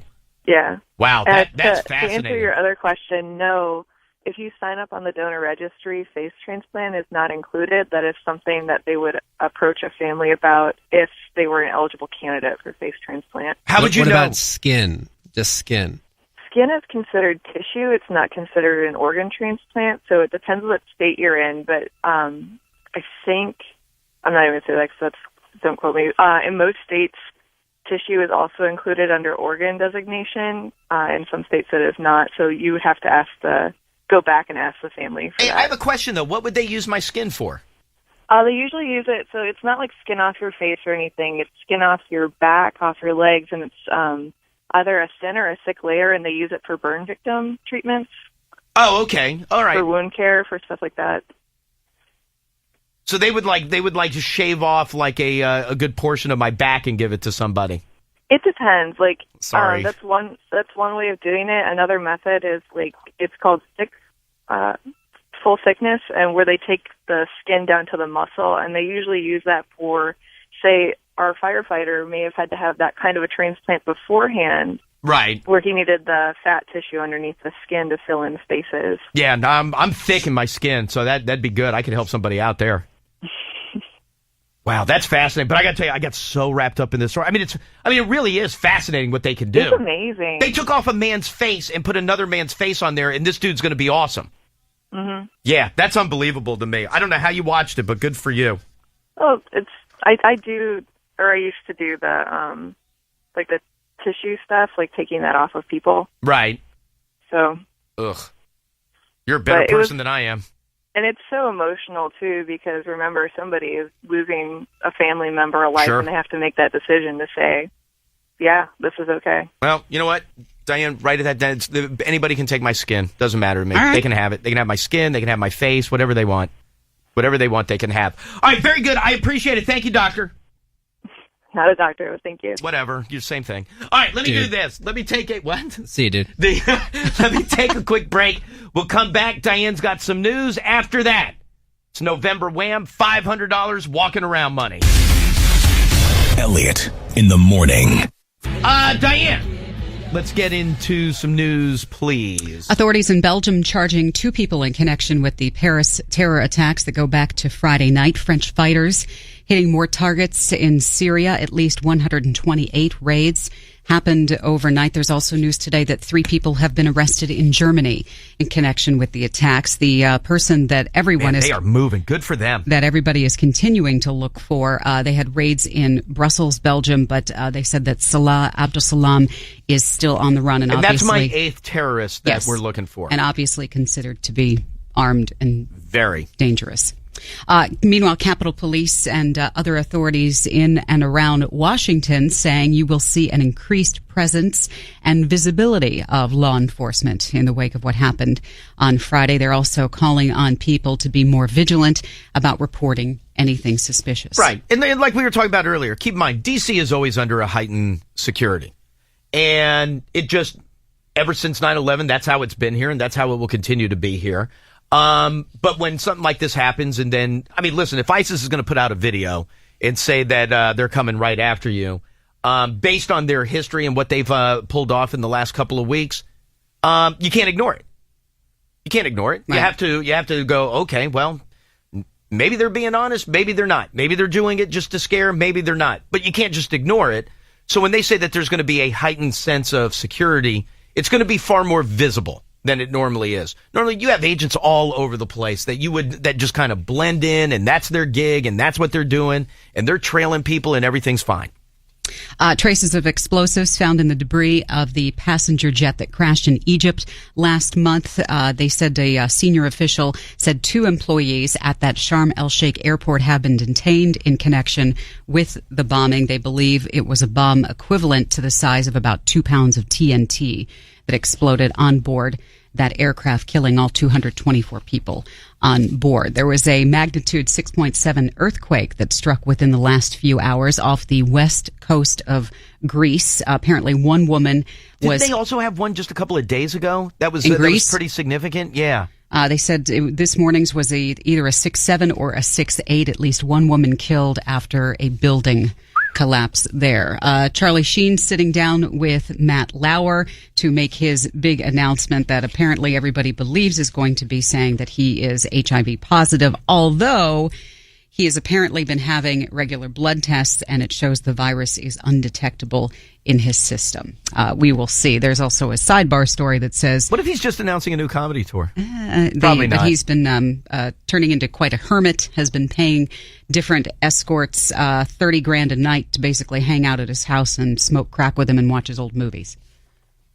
I'd go watch like Major League for $30,000. I don't want to do crack and hang out with him. You got to give me your phone before you enter the house, and you have to sign this non-disclosure agreement. So anyway, we'll see what. But I'll tell you, it will be interesting. I imagine that Lauer will skirt the crack smoking talk. But let's assume that it is what it is.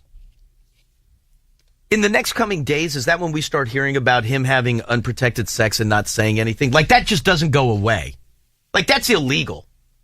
I mean, there'll be plenty dangerous. of stories that come out, whether or not they're true or false. Sure, but if he was having unprotected sex, knowingly having or being HIV positive, like, they have to go after him. I mean, you have to. You can't do that to somebody. Yeah, but then couldn't he say, "Well, I've had all these tests that show that it's undetectable in my system"? It does so not I haven't matter. Really deceived anybody. No, you tested That's positive. What he'll say. I don't care. I don't care. You have to say something. That's unfair to people. Matt Lauer asked him when he learned about his HIV positive status, and he said roughly 4 years ago.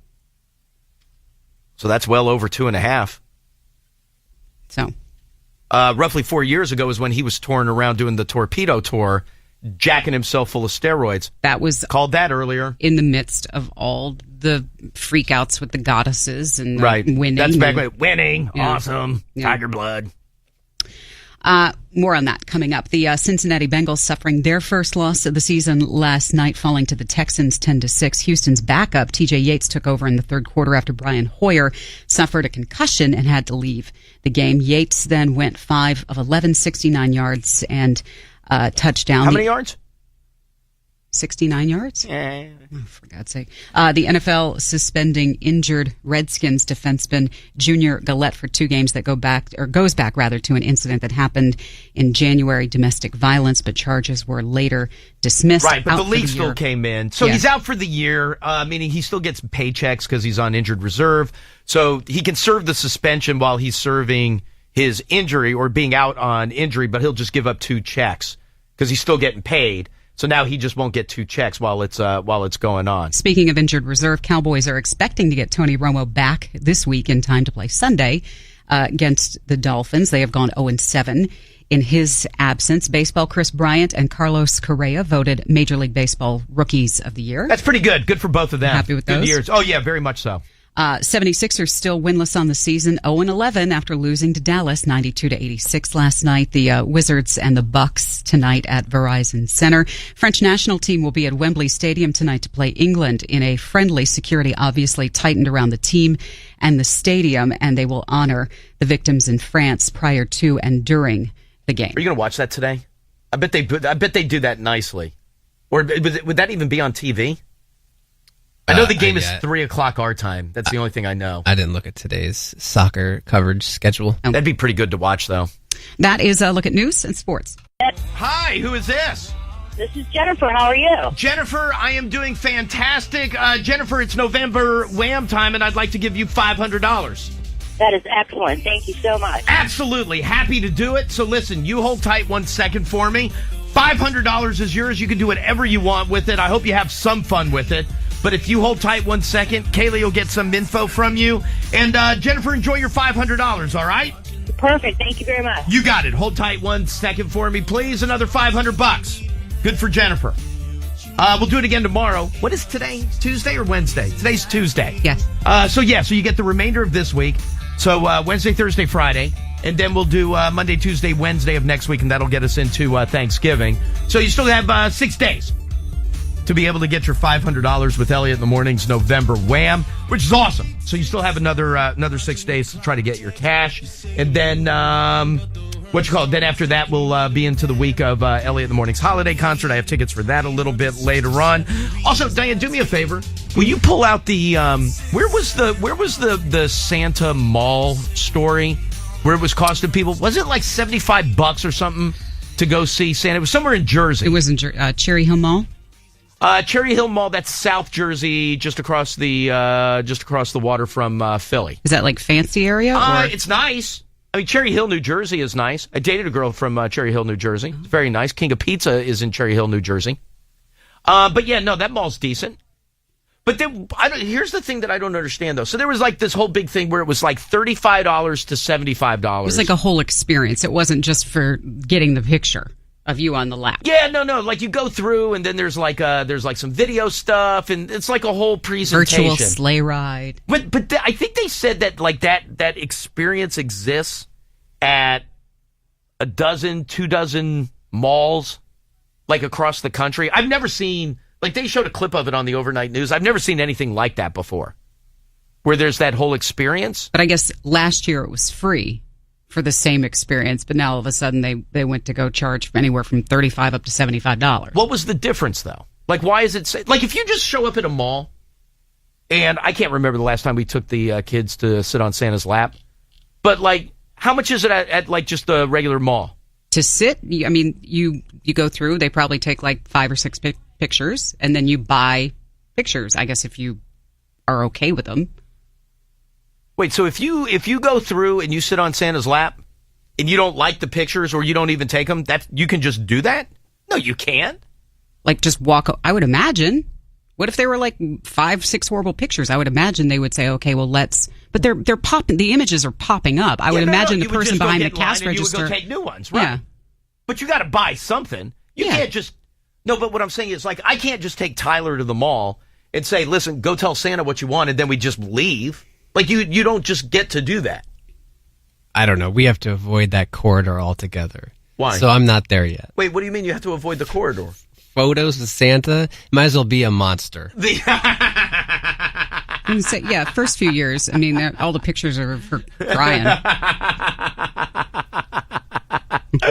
But here, is that free? Like, do people just take their kids to the mall just to tell Santa what they wanted, then they leave? You could do that? Not even take the photo. Like, you could say to him, no, we're just here for the visit. I would imagine. No, you still have to pay for that. No, not to just go sit on his lap. You're clogging my line. Okay. Well, they also have now, I'm not sure how long they've been doing this, but you can. But I don't understand. You have what is this email experience? appointments now. Pardon me? They email you, and then they've got like the grid set up where you can say, okay, I want to book this time at this mall. Oh, but that's like if you go to the mall and they say it's a 3-hour wait, and then you go like, okay, I'll just go somewhere else. You're not talking about like setting an appointment and then showing up for that appointment. I got an email from them last week saying you can set up, book your appointment now. Did you book it? No, you she's just done with show that. up and go. Yeah. Oh, she doesn't even care anymore. She said last year was her last time. That was it. That was the swan song.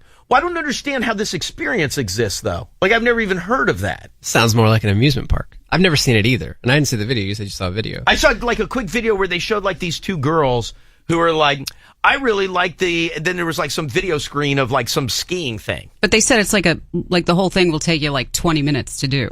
So it's, you get the little sit down with Santa with the pictures, but then there's all like this, sleigh ride stuff and. Right. But you're not on a sleigh ride. No, it's like virtual. Virtual. Right. I'm not paying $75 for that. You would think most people wouldn't want to, but I guess there was a big uproar over it. So did you not have an option to go any route but pay the $70 whatever dollars? Can't you just go to a different mall? No, but I'm saying at this mall. At that mall? Some malls have multiple Santa setups. Do they really? Yeah. I've never seen that. But was that the only option? It sounds like it. And were people upset? Even the people who were like, yeah, we want to do this 20-minute experience. Right. Were people upset that it was such an exorbitant fee or that it cost money at all? Like, or did they think it should be free completely? Oh, I see what you're saying. Well, it should be free completely. Well, people were saying it was free last year. Why all of a sudden is it $75? Well, because I'm sorry, but in your business, do you like to make money?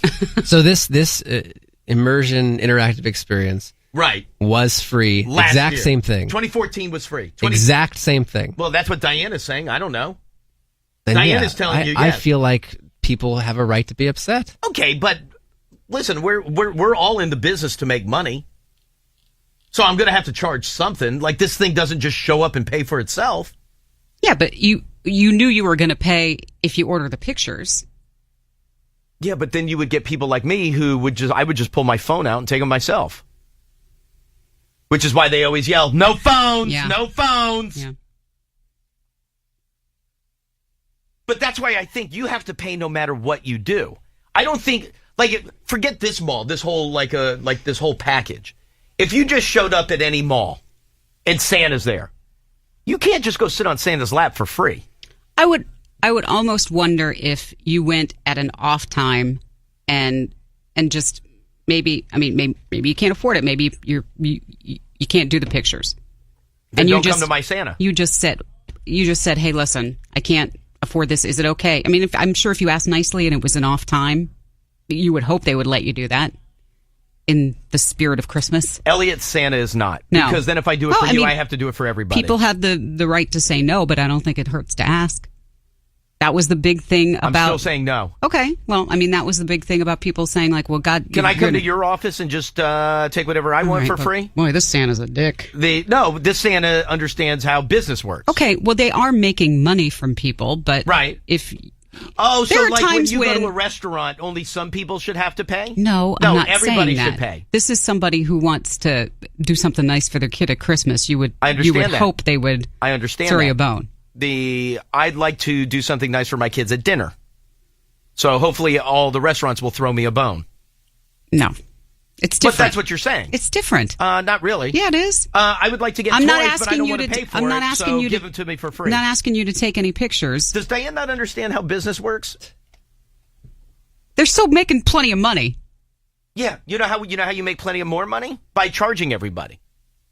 Or you got to go to a different Santa. Go to a different Santa. Go waste his time. My guy gets paid. I'll go to the nice Santa. I am nice. No, you're not. I'm very nice when the kids come sit on my lap. You are combative, Santa. No, I'll negotiate with the parents. But when the kids sit down, how about you ask for a mom that isn't needling me and nickel and diming me to death? Can you ask for that, Jimmy? That's what I would tell the kid. No, but that's why but I don't understand. What's the difference between $35 and $75? Well, that may be the photo package. Oh, okay. Okay. I guess that could be that much different. Definitely. Maybe they charge you more if you ordered kids' photos from schools? My God. Yeah, but I feel like we always just get that one packet. There's only like 2 choices. No, we have 10, and you can pay more for retouching. You can pay more for retouching. Oh yes, no. You can pay more if you want a different color background. From crying. Ours, you get 2 choices. No, one has like 3 pictures in it, and one has 5 pictures in it. They can put that crap on anything too. Yeah, like mugs. Keychain. Yeah, oh, we don't have those options. Oh God, yeah. Oh. Well, I'm going to have to talk to the picture people at the old... and it's twice a year, not just once. Because twice a year? They've changed so much in 4 months. Are you serious? Yes, they do a whole nother set of pictures in the spring. Do they do a mouse pad, a trackpad? Sure. Do they really?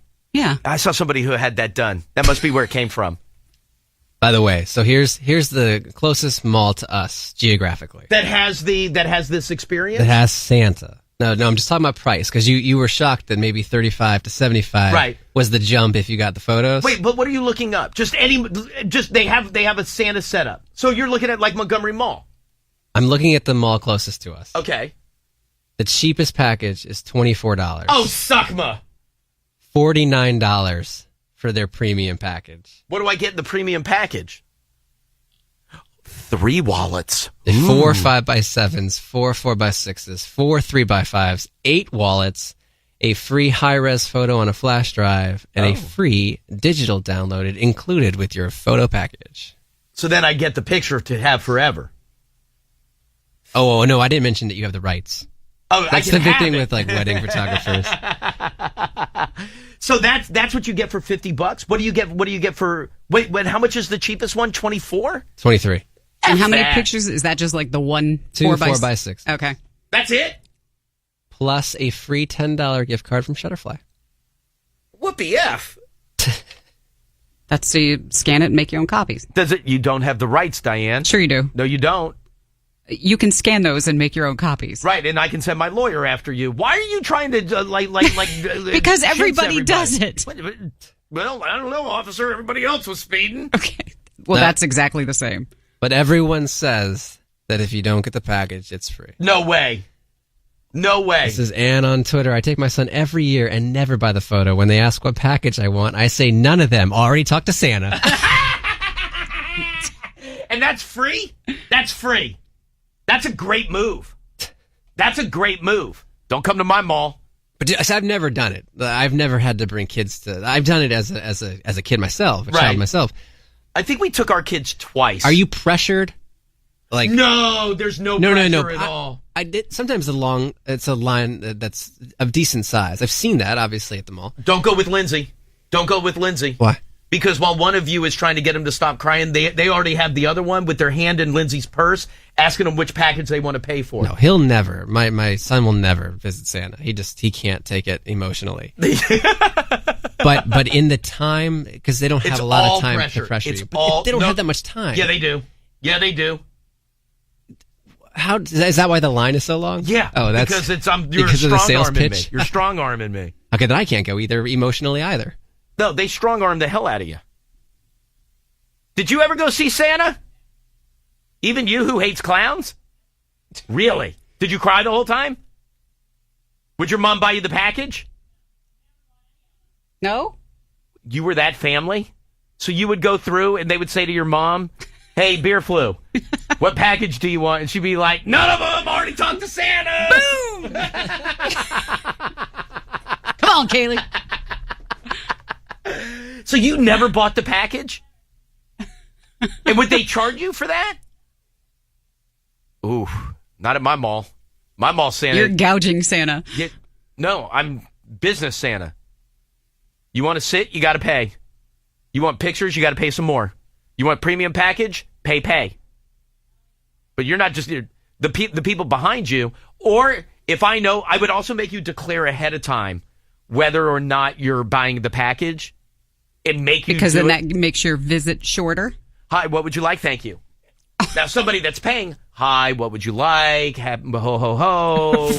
Like then they're really pouring it on. God, but if you're just sitting for the horrible. photo and sit down, and I don't even do like the ho ho ho. I blinked, boo. Here you go. 3 seconds. Sit down, picture, out, Jimmy.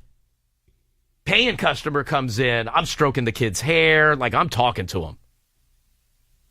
Santa really thinks that you're special. Yeah, like I'm giving you the whole treatment. This guy sucks at being Santa. Get someone else for tomorrow. Whatever, have your money. I'm already loaded up. Where am I going? I want to go to one of these packages, though. Not one of these packages, like one of these experiences. By the way, there is no experience that's going to be worth the $75. Where are the other locations? It says there's 12. I only saw. I heard that, but I only saw the one that's in Cherry Hill, New Jersey. So I have no idea where the other ones are. But just based on knowing Cherry Hill, it's probably Beverly Hills. Okay, that's a little unfair to say Cherry Hill is Beverly Hills. But like places where there's a lot of money. Yeah, I would you like McLean, maybe? Okay, well, they're not all around here. Jersey's not around here. It's closer than Beverly Hills. Okay. Remember, you're not good at geography. All right, let me do this. Kaylee, will you ask the Santa people? Yeah, if you're on hold, don't go anywhere. Give me one quick break. I'll grab you next. Hey, what's going on, Phil? Nothing much. Yeah, we did the experience. They actually have it at Chesterfield Town Center in Richmond. Oh, so I was right. It's Cherry Hill, it's Beverly Hills, and Chesterfield. Exactly, the metropolis that is Chesterfield. So wait a minute. So they have that whole like immersive experience? Yeah, when you walk up to it, it looks like a giant house, and it's covered in LED TV screens and. Yeah, that's what I saw in the news. Yeah, it's owned by DreamWorks, the movie company. Correct. So when you when you walk into it, there's like some Santa's helpers there, and your children have to earn their pilot's license. Once they earn their pilot's license, they fly the sleigh to the North Pole. It's like a little 3D interactive ride. Oh, and so you got to pay for the license now. Well, basically, we paid $34.95, and that included the ride, everything, and included the pictures. Do your kids want to know why you went so cheap? Well, we thought about doing the $75, but we're in a recession. So. Yeah, no, and also because you're smart. Yeah. My wife eats up the whole Christmas holiday, and of course my son is 6, so he's all into Santa this year. So hey, let me ask you this though. So like when you get there though, do they give you do they tell you ahead of time that how goddamn expensive it's going to be? Well, yeah, when you make your reservations, it's on there. We did the cheapest package. Oh, wait a minute. So you don't just show up and get in line. You have to make a reservation. You have to make a reservation, and you upload a picture of your family to the site. So when you come up, they say, "Oh, hey, Kelsey family," and then you walk right in. Oh, my God. It's actually pretty good. So when you get through and you take the ride up to the North Pole, then you go see Santa. When they walk in, they'll say your children's name because it's already programmed through the system. Ho, ho, ho, welcome, Elliot. Correct. Odd that you would be here visiting Santa. Now, let me ask you, though, like in terms, you've also done like normal mall Santa, right? Correct. Yeah, we've done that, but of course this is like in a private room, too. So when you go back into it, you're in a private room, so you don't hear any screaming kids, nobody walking by. So, your kid actually has like a solid 3 or 4 minutes to talk to Santa, too. Oh, really? So, and you're not out, but you're not out like in the middle of the food court and stuff either. That's correct. You're inside like Santa's workshop, and then you're like in a closed room, so you don't hear anything from the outside. I got to tell you, it's almost like you're selling it to me. I'll tell you, it was pretty good. Now, the guy told me if you want to go back through this time and don't buy the pictures, it's $5 a person. So that's where they get you. Wait a minute. So you can go back and be like a repeat traveler, if you will, but yeah, that's fine. If you just want your kid to go back and talk to Santa again, it'll be basically, if you've got a family of 4, it's $20. I bet a lot of people do that. Yeah, I mean, I guess if you had to give your kid an attitude adjustment halfway through the holiday season, it might be worth the $20. Man, Jesus, that's unreal. And you said, and that's down in Chesterfield, right? It's at Chesterfield Town Center. Yeah, we did it. We did it the first weekend I was there, just to kind of hold it over our kids for the 6 weeks till Christmas. Good boy. Good for you. All right, sir. I appreciate it. Thank you, my friend. T-shirt? You know what? I don't know if I have any right now. Hold tight 1 second. For $75, I might. For the Kelsey family, I might be able to help them. Yes, Tyler. The other locations include Charlotte, Las Vegas, Alpharetta, Georgia, which is just outside Atlanta. Right. Oak Brook, Illinois, which is just outside Chicago. 2 locations in California, 2 in London and Richmond. Line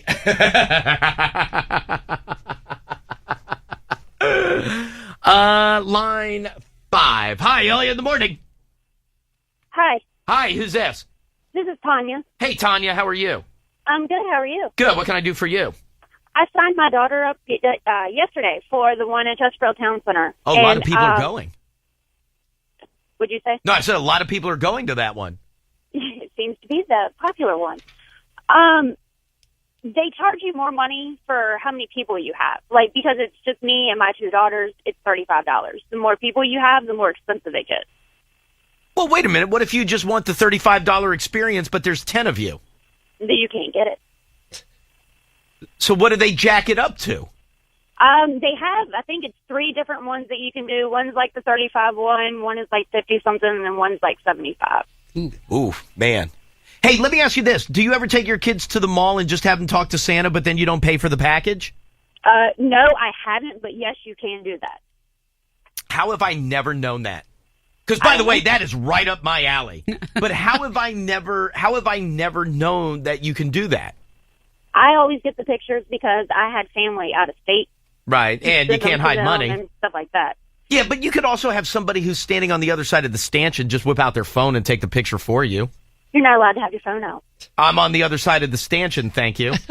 Well, you can't see it if you're on the other side. I can. Oh, I got Jackie up on the 4th level with a telephoto lens, your selfie stick. I'm bringing my selfie stick. Hey, but let me ask you this though: in terms of just like having not just the experience of sitting down. Like, Kaylee, did it bother you? Like, you did that. Did it bother you that you didn't get the picture? Well, I know you were little, but like in hindsight, you don't give a crap? I feel like kids would get pissed off because they see all the rich families getting their photo. Yeah, but you know how they forget stuff. I also feel like when I shouldn't say that because when we did the picture, they're like squeaking toys and animals and all that other stuff to get the kids to pay attention. Well, my 3-year-old doesn't know if I get the picture or not. Yeah, no, that's true. That's true. I guess by the time they're old enough to care, they don't even want to go anymore. So I'm told. Yeah, like my 15-year-old daughter is not looking forward to the Santa thing I'm taking her to. The 3-year-old is extremely excited. Yeah, sure. Well, like a lot of adults, like couples will go just take their picture with Santa. They do? Yeah, of course.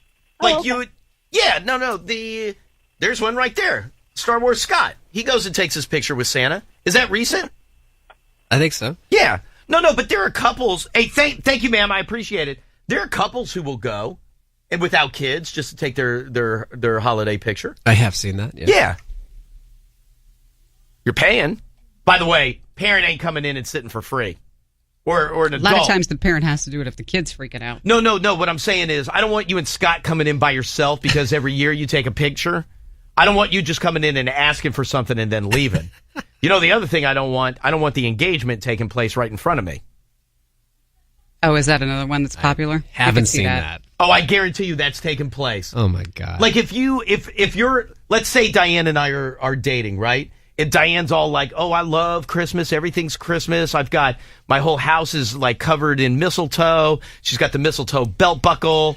Like she's got everything, right? Diane's got that. Yeah. Not Scott. If I were going to like get engaged to Diane, you could see wanting to do it with Santa. If you're that obsessed, yeah. Sure. I mean, look at all the Disney idiots. Yeah, that's different, but no. But if people have an obsession with Disney, there's stores. I believe every time we've been to New Orleans, you go into the Christmas store. I didn't this last time. Oh, that's true. We didn't go in. Yeah, screw an ornament. I bought a lot of ornaments last year. It was sort of like Kaylee and the fleur-de-lis. Like, it's like, I got enough last year. What was Kaylee's big thing this year? Tattoo. No, Tyler threw his body on top of her. What were the skull things? Sugar skulls. Sugar skulls. Yeah, we had to buy an extra suitcase to get all those home. Wait, where am I going? Line 4? But I bet... By the way, I bet we can find somebody who got engaged in front of a mall Santa. Which, by the way, you're really taking up my time. Hi, Elliot in the morning. Good morning, Elliot. You know what, Santa, you know what I want for Christmas? Diane's hand in marriage. Ho, ho, ho, move on. I'm sorry, yes, who is this? You would be the worst Santa. No, I'm making money for my company. You smell like beef and cheese. Yeah. And cigarettes. I'm sorry, hi, who is this? Hello? Hello. Yeah, hi, who's this? It's Nora. How are you this morning? Nora, I am fantastic, thank you. Okay, so the whole Santa thing, you can go to Bass Pro Shops.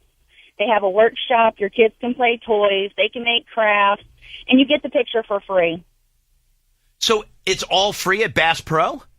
Yeah, you can they take one picture, you get that one for free, and you can buy the package if you want to.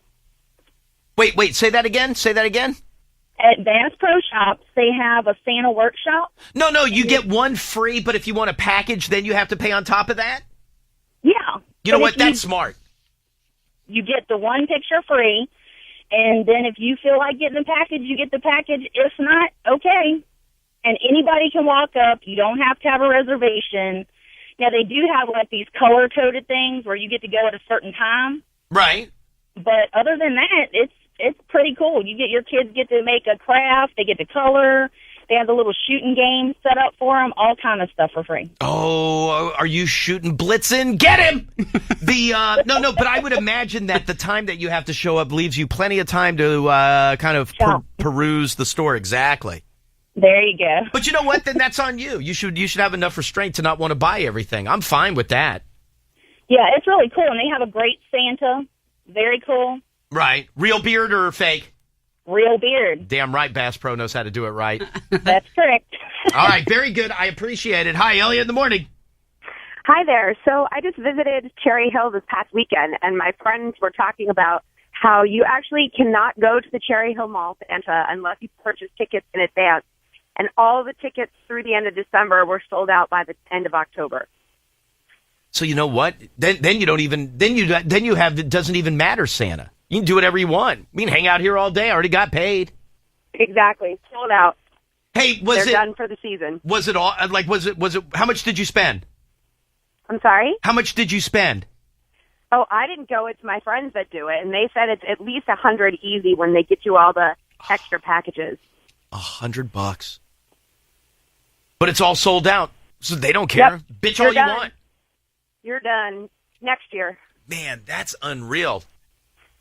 That is. Did you go? I don't know if King of Pizza is still open. I don't know if that place is still open. All right, I'll have to ask. Very Thanks, good. Elliot. I appreciate it. Thank you, ma'am. Yes, Tyler. A little update from Star Wars Scott. Oh, yes? He does go every year, but the photo that I absolutely retweeted is from 2011. Oh, but now do he and Roxanne go every year together to take their picture on Santa's lap? I think so. Yeah, that would make sense. And this year he is asking for Star Wars toys. He tweeted that, Diane. It's not a joke. Hi, Elliot in the morning. Hello. Hey, who's this? This is Doug. Hey, what's up, Doug? Not much. I'm actually from Cherry Hill, and I moved down here. I've been up to that mall a number of times, and it's a little bit absurd to think that it's $75, but I can kind of imagine why when you have areas like Camden only 10 minutes away. Yeah, and I think but it might just be like preventative. Yeah, no, but just like everything else, they pretend it doesn't exist. Hey, let me ask you this: how long ago did you leave Cherry Hill? I haven't been back into that mall in a couple of months, but I'm actually going back up there on Wednesday. Oh, dude, well, good for you. No, I was going to ask, is my King of Pizza still there? Yeah, it was last time I was there. Oh, fantastic. Great place. Great place. All right, dude, I appreciate the phone call. Thank you, bro. Have a good one. You got it. Hi, Elliot in the morning. Hey, what's up, guys? How you doing? Good. Who's this? It's Jacob. I was actually up in Cherry Hill just this weekend. King of Pizza's still there. I had a cheesesteak and some pizza there. Hell yeah! Oh, what a great place. Yeah, it was delicious. Fantastic place. All right, dude. Hey, I appreciate the phone call. Give me one quick break. It's Elliot in the morning. Elliot in the morning. Actually, I think she's got both feet out in the video. And the guy's got the guy riding the motorcycle's got a GoPro on, right? So he pulls up next to the... By the way, it's no different than everybody's been in a car where you try to hand something to the car next to you. Everybody's done that. But No. What? No. Yes. I'm telling you no. No, I'm telling you, everybody, when you were a teenager or in your early 20s, you would pull up, and not necessarily on a motorcycle, but like when you were driving and your buddy was driving next to you, and it would be like, hey, give Jim a Coke. And then you would like drive as close together as you can to give him the Coke. Everybody did that. Oh, I'm the only one in the room. You never did that. Hey, Ann needs a cigarette. Oh, Diane will give her one. And those cars get really close together. Maybe and in as the driver traffic, was always in side-by-side traffic, like coming out of a venue or something where you're barely moving. No, I'm talking about like toss it through driving. the window. No. You couldn't throw it out the window because the wind would take it. Never did that. No. We used to hand cigarettes to each other all the time that way. Drivers got to have a steady hand, though. That's right. Because you don't want to be driving and then like veer over too far. That's what's so crazy about the motorcycle video. Well, see, but now the one thing about the motorcycle video is the person driving the vehicle has no idea that the motorcycle's coming over. True. So that way you don't have to worry about somebody overcorrecting or trying to get close to you. Yeah, but you've driven and drifted. Yeah, but if I'm on the motorcycle, I know that I'm paying attention to that. If he's as close as he is in the video, or at least it appears to be, a slight drift could have killed that guy. Oh, absolutely. Absolutely. So I'd rather both people know. He's got his hand. Keep in mind, that's his right hand. That's your gas and brake hand. Duh. No, but you know what I'm saying? I didn't know that. If you need to stop, I mean, you still have your foot brake, but that's your gas and brake hand. Look how close he gets. Diane, did you see the video? Watch how this guy rolls up on Kaylee. Here we go. Feet out the window, and Kaylee's got nice socks on. God, those it's are her so Halloween close. socks. Grab the piggy. Grab the piggy. They're not on like a little tiny main street. No, they're on a freeway. Yes. It's crazy. That's balls. I wouldn't be able to do that. No, because what happens? Like he said, whatever if the By the way, driver veers? can we all take issue for a second of her driving down the freeway with her feet hanging out the window like that? You shouldn't do that either. Who, the girl in the video or Kaylee? Both. Both. Kaylee usually only has her foot out while she's driving. Kaylee, you don't lay in the back seat and dangle your feet out the window. No, that's it. Well, if you do, a motorcyclist is going to come by and twerk them. And the write-up refers to the toe grabbing as a new bike trick. This is not a trend. Oh, I was just going to say, does that mean like it's going on everywhere? I've never seen another video like this. I don't have any friends that have done that. You sure? That I know of. Right. I can think of a couple of friends I know that have motorcycles that would do it. Most of my friends are very safe on motorcycles. No, I'm being very serious. Yeah. Very, very safe on motorcycles. Maybe not in the rest of their life, but on motorcycles they're very safe. That's it. Like, I would never do that while moving. Maybe at a light. No, even at a light, I wouldn't just grab somebody's foot. I'd be afraid they're going to get out of the car and beat my ass. You don't know the mind frame that person's in. I mean, actually, it makes sense. You're better off doing it while they're moving, because at a light, you think Get away. Get right out and get you. Where am I going, Kaylee? Sorry, I'm eating Brussels sprouts. Hi, Elliot in the morning. Hi. I just wanted to say that you're not the only one that's, like, tried reaching out a car window. Oh, to pass stuff from car to car? Yeah, I've done that a couple times when I was younger, like, probably around, like, 6 years old. I did it. Whoa, 6 years old? Yeah, I did it with my parents' friends. They were in the car next to me, and I just wanted to grab their hands, and they let me, so I did. Where were you driving? It was on the Delphi. We were coming back from a soccer game. No, but wait, what kind of road were you on? Have you ever been on a Delphi road by Hillendale? I don't think so. But I mean, how fast were you moving? We were probably going around like maybe 30. At really 6 years old, you were hanging out of the car to slap hands with the people in the car next to you? Yeah, it was pretty fun. Oh my God. At the urging of her parents? Well, her parents were cool with it. But she wanted to yeah, they were high okay with five. it. They're just like, all right, just don't die. Just High don't five. Don't die. That's nuts. Dude, 6? How old is my youngest? 9? If he stuck his body out the window, he wouldn't be able to sit back down. Oh, I'd chap that ass. Your parents are cooler than I am. All right, very good. I appreciate it. Thank you, ma'am. Thank you. Could you imagine? No. 6 years old? No. Can't imagine it now at 33. Well, no, you wouldn't lean out just to high five, but you would hand something to somebody. Yeah, no, I'm telling you, for any type of pass or high five, no. So, like, you need like a selfie stick or something. I'm being passed a selfie stick. I'm going to hand it out my card to your card. Trust me, I'll never need a selfie stick. No, but like for a bit or something like that. All right. You're hungry, I have some cookies.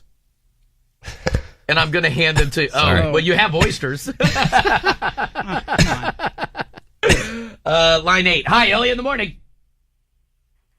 Hello. Hey, who's this? Yeah, this is Andrew. Hey, what's going on, Andrew? Hey, when we were in college, we were heading down to a rugby tournament in Philadelphia, talking 4-lane highway, 75 mile an hour, passing a bag of weed and a bong back and forth between cars. A lot of bongs have been passed back and forth. Absolutely. But aren't you with me, though? Like, when those cars start getting close together, it gets a little tense. Oh, yeah, absolutely. And then I'm telling you, the driver's got to have steel hands because you don't want to jerk either way.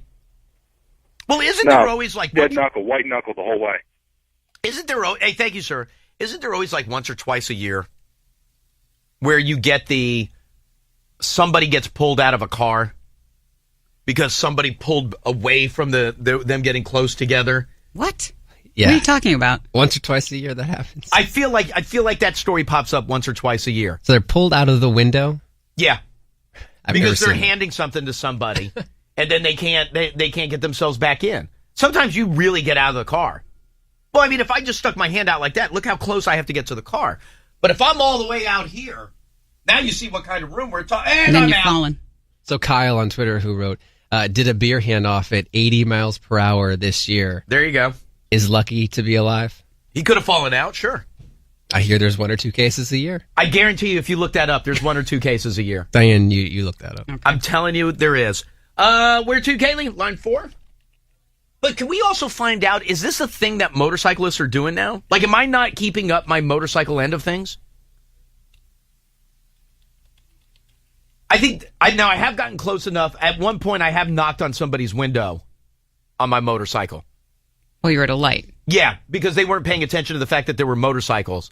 Just to tell them, hey, be cool, there's motorcycles on the road. You scolded somebody? Yeah. Would you knock with a baseball bat? No, I'd knock with my hand. They rolled the window down. I was like, hey, listen, you just need to pay better attention. There's motorcycles out here, and you're driving very erratically. Go screw. All right, thank you. But you know what? I feel like I did my part.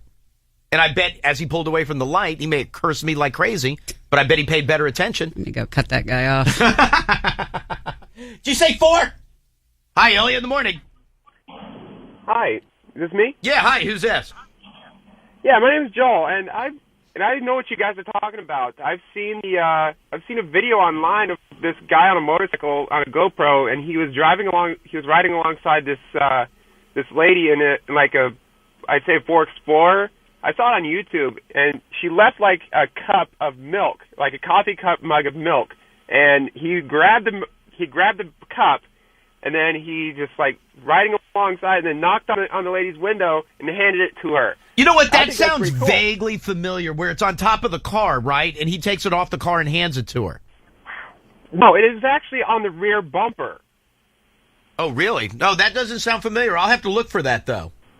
Yeah, it was like on a collaboration of videos of these cool, I'd say like GoPros kind of thing. He's wearing like a helmet cam. All right, I'll check that out. I'll take a look for that. Hi, Elliot, in the morning. Okay, man, I'm 44 at 17 years old, Route 64 on the way to Virginia Beach. I was passed from one car to the other. That was the most exciting time ever. So wait a minute. So you guys got close enough. You climbed out of the window of one car, got your torso in the side of the other, and then pulled yourself across. That is correct. Dude, that's balls. That is balls, brother. That's something. I did that at 17. I'm 44. I felt like I did that yesterday. You know what? I applaud that. That's dangerous, though. Don't do that, but that's awesome. Yeah, and now I have a 15-year-old ready to get his learner's permit, and I'm scared to death that he's going to try that. Because you've obviously told the Wasn't story. too worried about my parents at the time, but right now, as a parent, I'm worried hell. Dude, that's crazy. Hi, Elliot in the morning. Could you imagine doing that? No, I couldn't imagine handing a beer to somebody. Right. A human? A person? Well, nobody handed him. He just climbed across. Wow. Hi, Elliot in the morning. Hello? Hello? Hello? Is this Elliot? Yes, it is. Elliot, my name's Milo. Yes, Milo. Real quickly, what can I do for you? I am a cyclist in D.C. I ride every day. I've been riding for 10 years, and one of my favorite things to do is to, graze people's hands that are hanging out the window as I pass by them in the bike lane. It creeps people out. Wait a minute, but you're on a bicycle. You're not on a motorcycle. Yeah, not on a motorcycle, on a bicycle. So somebody will have their hand out the window, and you'll go by and just kind of rub your hand across theirs? Yeah, it's a nice day, and somebody just, got their hand rested on the window because it's open. And right. as I pass by them in the cycle lane, I'm wearing gloves, so most of the time it's not too weird. But, if I graze their fingers with my fingers, it's so creepy for them. Dude, that would weird me out. That would. By the way, aren't you afraid somebody's going to hop out of their car though?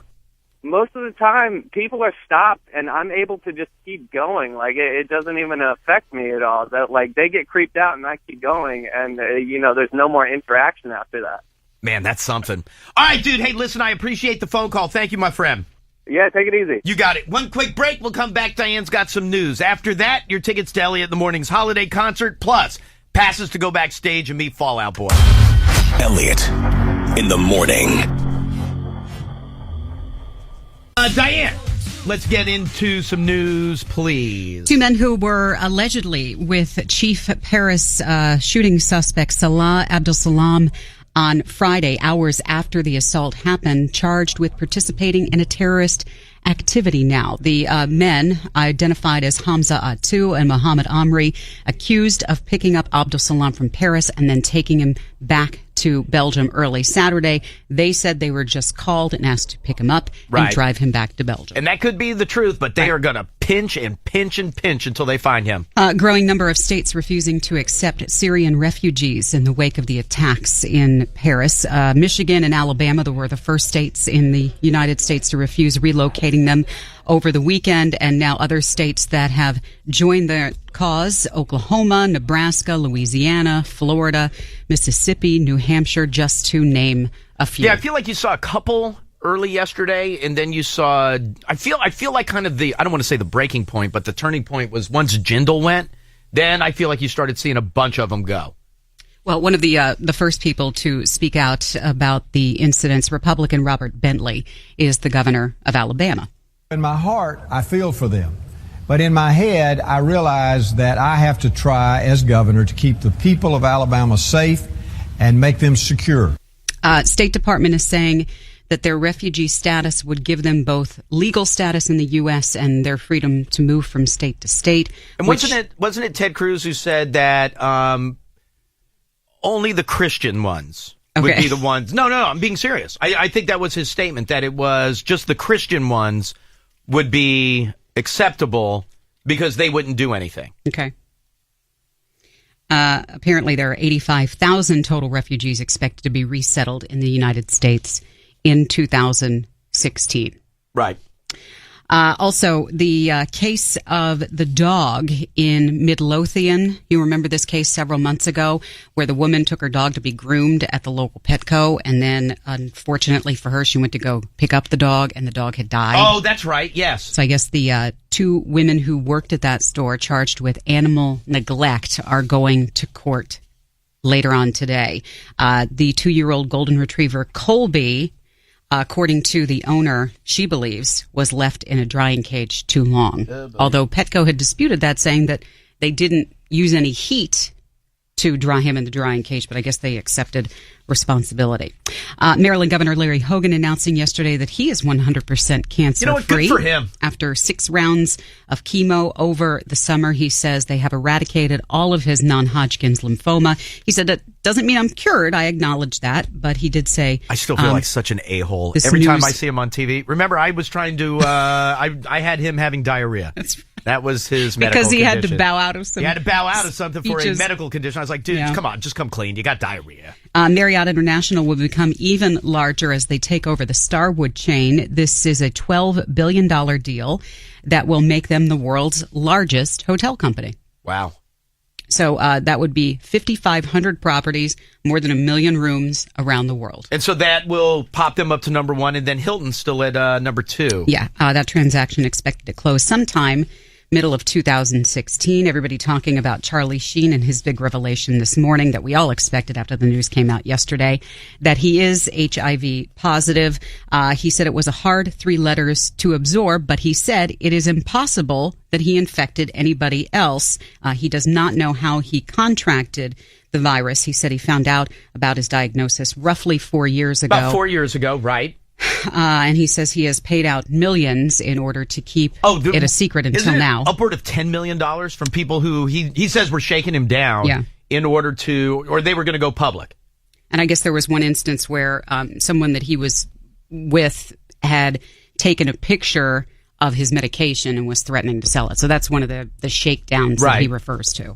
Denise Richards knows. Mm-hmm. Who else did? I can't remember. There was somebody else that he said knows. Yeah, there's a lot of people that know, but I meant like where he went to Denise Richards. Oh, his child. That's it. His adult child the other day. Yeah, and went and told his child that he was HIV positive. And I'm trying to think of, his personal doctor is Dr. Huizenga from Biggest Loser. We did learn that. And other reality shows. Yes. I guess he said he only had... Oh, he did back up my story, though. He was massively using steroids. Well, not because of the HIV, but when he was doing the Tiger Blood tour, winning, that he was heavily into steroids. Doesn't do drugs anymore, but drinks. He said he's only had unprotected sex with 2 people since he found out, and that they were completely warned. Right, that they knew. Yeah.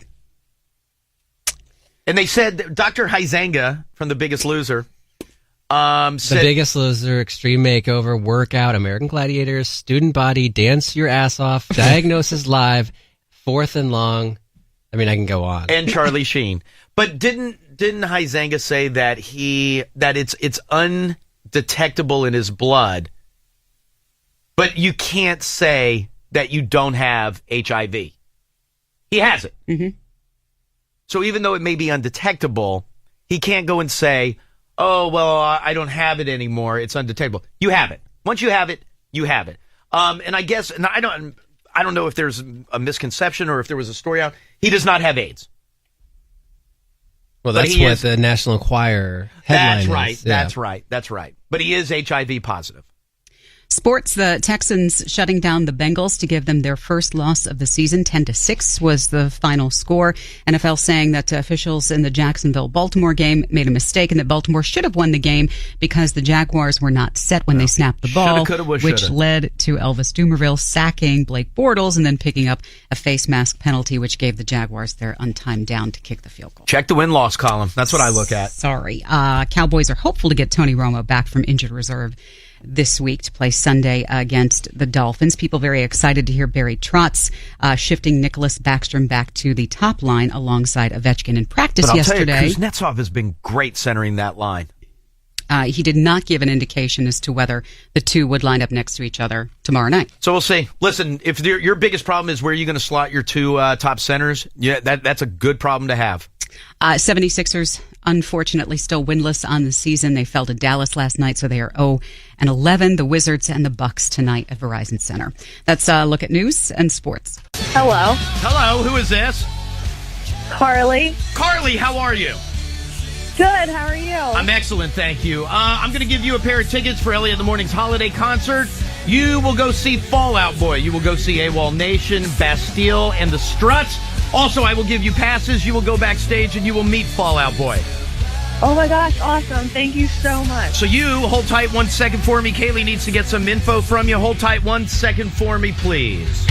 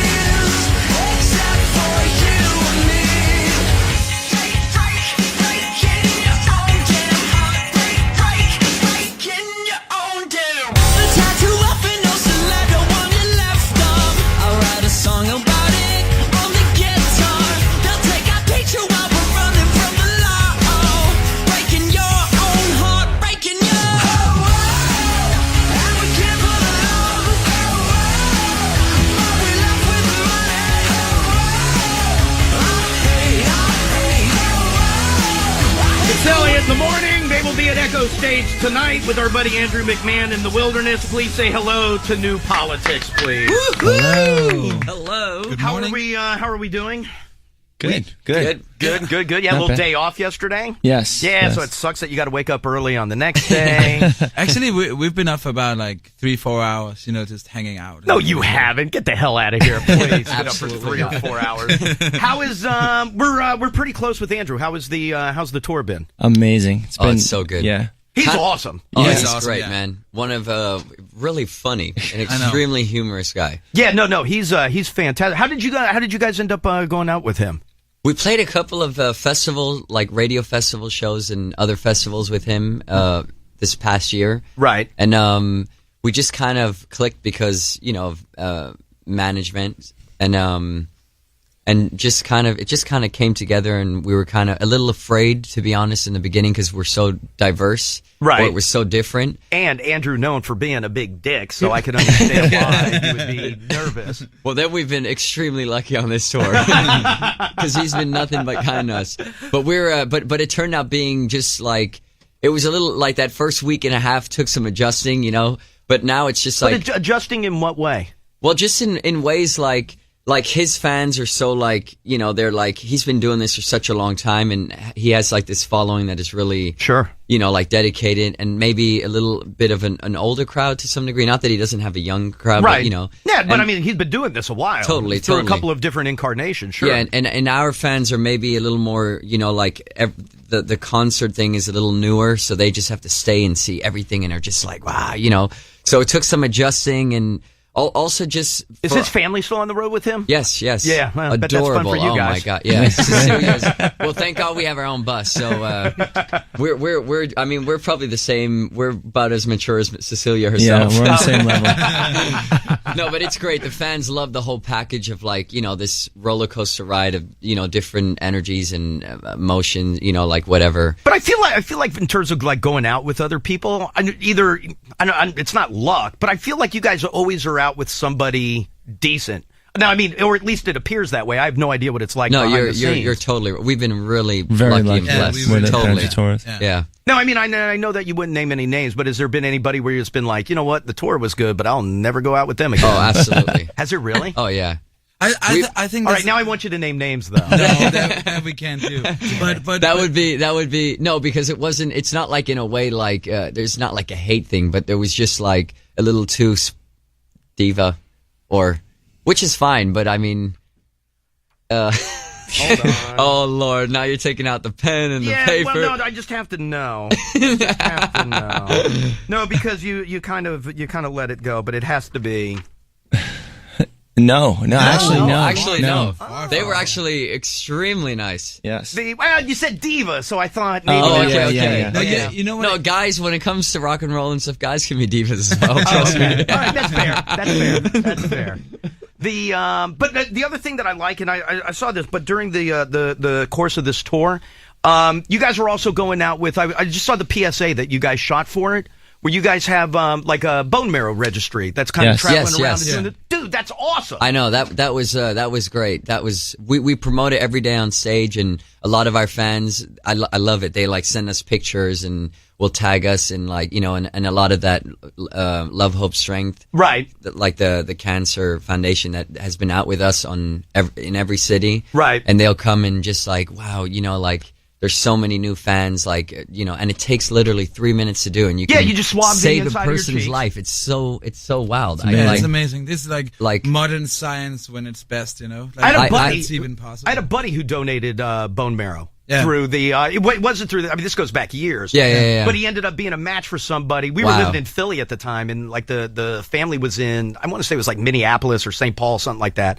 And it turned out that he was a match and had to go in and donate the marrow. It's unbelievable. Yeah, that's unbelievable. just so wild. Yeah. And it's like what technology can do. It's so worth it. If you have a bit of bravery in your heart, you should definitely do it. That's what I say. Now, I saw in the video, you guys have all done it. Yeah. Yes. Yeah. Oh, I want you to get the call. Oh, I want you to it's really scary, the idea of it, but it's like, That's also, I think that's a part of doing it. It's like, and it could be years later with Totally, my buddy. totally. It was years. I think it was like 4 or 5 years Yeah. later. Oh that he yeah. got the It call. like you're just in that bank, and when it happens, it happens. I mean, you would have to do it. Just the thought that you can save somebody would be, I mean, how incredible. For me, the most mind blowing thing is that you can, with this with a tiny bit of healthy bone marrow, it's somehow the whole system regrows and resets for another it just person. grows. It starts growing right through the system. And it does a great job. We were talking. Yeah, I mean, look at Andrew. Exactly. You're 100% right. And it's like some of the genetic things that belongs to the person that donated the marrow translate into the new marrow of the person who is, when the person starts getting healthy, like different hair type or different skin type or all these crazy things. I almost feel like you want the marrow to come your way. Start changing a couple of things around. I mean, he's like, fix my flaws. Exactly. Yeah, maybe in about a year or two, I'll be like 6'10" and don't know if it works that quick, but probably not. Sure. Probably not. And the last thing, and then I'll leave it alone. But like when my buddy went do it, when you're the person who's donating, they treat you like royalty. Oh, they wow. know, because I mean they know that they're going to take the bone marrow out of you. Yeah. And I mean obviously they would know from the swab that you're a match. Then you go in and they check some other things, and there's hurdles along the way of that you have to clear to be that good of a match where you end up with somebody. But like when he went in, they treat you like royalty before they go in and they bore in and they take the marrow out. Wow. But he said and he loved the whole experience and said it was great. And how is it now? Does he still have like a connection with this person? You should never ask the follow-up question. You Never, should right? never ask the follow-up question. Yeah. I mean, you want the sad truth? I mean, I'll tell you the sad truth. He met the family, and it took for a while, and then he got the recipient got sick again, and then the body rejected that marrow. Oh, okay. And he did end up dying, Yeah. but he has still talked to the family, and the family was like, you know what? You gave us an extra 2 years with Yeah. I think it was their son. He said that was 2 years we never would have had. It was the greatest thing. We Yeah. would take those 2 years, knowing that we still lost him, but to Yeah. have 2 extra years, he was thrilled to death. I mean, he Totally. thought it was the Wow. greatest thing ever. Yeah, that's the only thing. Like, is that like if the body rejects it or not? Yeah, and I mean, That's- listen, but I mean, just going off of that family, they got 2 extra years that they Totally. wouldn't have had. Oh, absolutely. So you would do and that all day. it's totally worth the risk. I mean, it's like there's a percent in anything in life, Sure. And it's like, yeah. So now let me ask you this: once the run with Andrew wraps up, but I mean, I could imagine it's something that you guys will stay involved with. Oh, yeah, of absolutely. course. Oh, totally. Definitely. Yeah. By the way, how much longer are you guys out with Andrew for? For about a week and a half, I think, about 2 weeks. The 28th is the This last is all day like the to- New England tri-state area, so right, and then we're excited. and then you're done. And then, then we start on the Christmas, all the Christmas, what are they called? Like jingle balls or festivals, and the radio shows. festivals. Right. And that's mainly going to be out here on the East Coast as well. And then we just have one show on the West Coast this Christmas. So are you taking any break at all? I think we're gonna take a little break over Christmas, but yeah, absolutely. I'm going to Mexico. You're going to Mexico? I'm gonna go to Mexico for Christmas. Are you really? Yeah. Good for you. Take a little vacation. Some I think lead I singer deserve stuff it. right there. I Yeah, need exactly. it. What are you, I'm just going back to New York. I'm going home. So wait, so you won't go back overseas and go see family or anybody? I actually just went before we had 9 days off before we went on tour. Right. And I spontaneously booked a flight and my own Airbnb right in the center of Copenhagen and had a great time. Yeah, it is total rock star. Exactly. I just took off, went to Copenhagen. Remember when you had absolutely nothing? Yes. Remember you were lucky to be forget an Airbnb. You were lucky to sleep in a goddamn van. I know. I was really well. Yeah. No, you're right. But You're right. You know what? I think I'll do Mexico this year for Christmas. I don't know. I'll see what I get into. We'll see how it goes. But you know what we should do? You mentioned the kind of the Christmas scene. It's been killing me that we haven't been able to do it. But I guess we'll go ahead and make it official. Uh-oh. No, well, don't act. You already know this is coming. Uh-oh. No, but we had to wait for the show to arrive tonight with you and Andrew at Echo Stage. But for Elliot in the Morning's holiday concert, we've been telling you it's Fall Out Boy, it's AWOL Nation, it's Bastille and the Struts. What we haven't been able to tell you before today is that New Politics will also be playing. So now, thank God we can finally Oh, talk I'm about so it. excited. Yeah, no, I'm sure. What a lineup. In there. I didn't know the lineup. Oh, yes, you did. I only knew Fall Out Boy. Right. Okay, but you didn't know the rest of the lineup? No, I didn't. Oh, I are you didn't. cool with the rest? I mean, not that it matters. Oh, I mean, I haven't love it, mentioned man. you until now. I'll take you off the lineup. Oh, no. It's so good. No, but that'll be good. That'll be a good night. That's like, we're very close with AWOL Nation.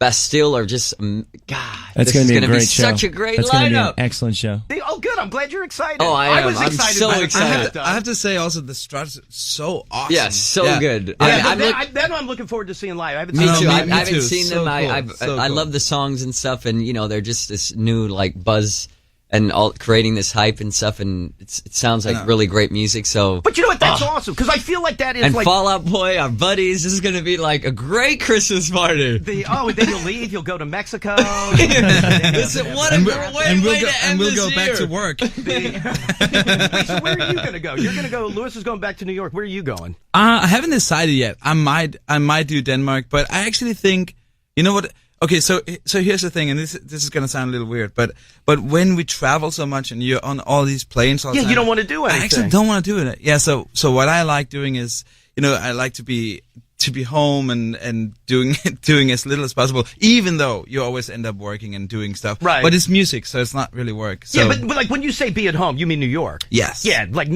Denmark isn't home anymore. No, it's not. It's so weird. I think that happened It isn't. about a year and a half ago. It kind of, everything starts to kind of blur in, and it's something that I'm really proud of. I love Denmark, Right. and I'm really proud of being there. And I can imagine that I won't go back, to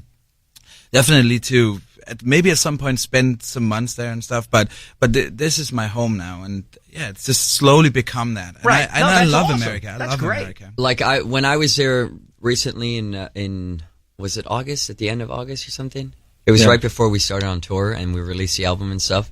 I like being there. I went for 9 days. I went for quite a while. Usually I'll just go for Christmas and New Year's. Right. But with all the traveling, it's just such a long trip, and then I have to, every day it's like I have to see friends and family, which isn't bad, but like it just it's not a vacation. Yeah, it's like so the only vacation is putting that seat down in first class on that long flight over. We're not at that level yet.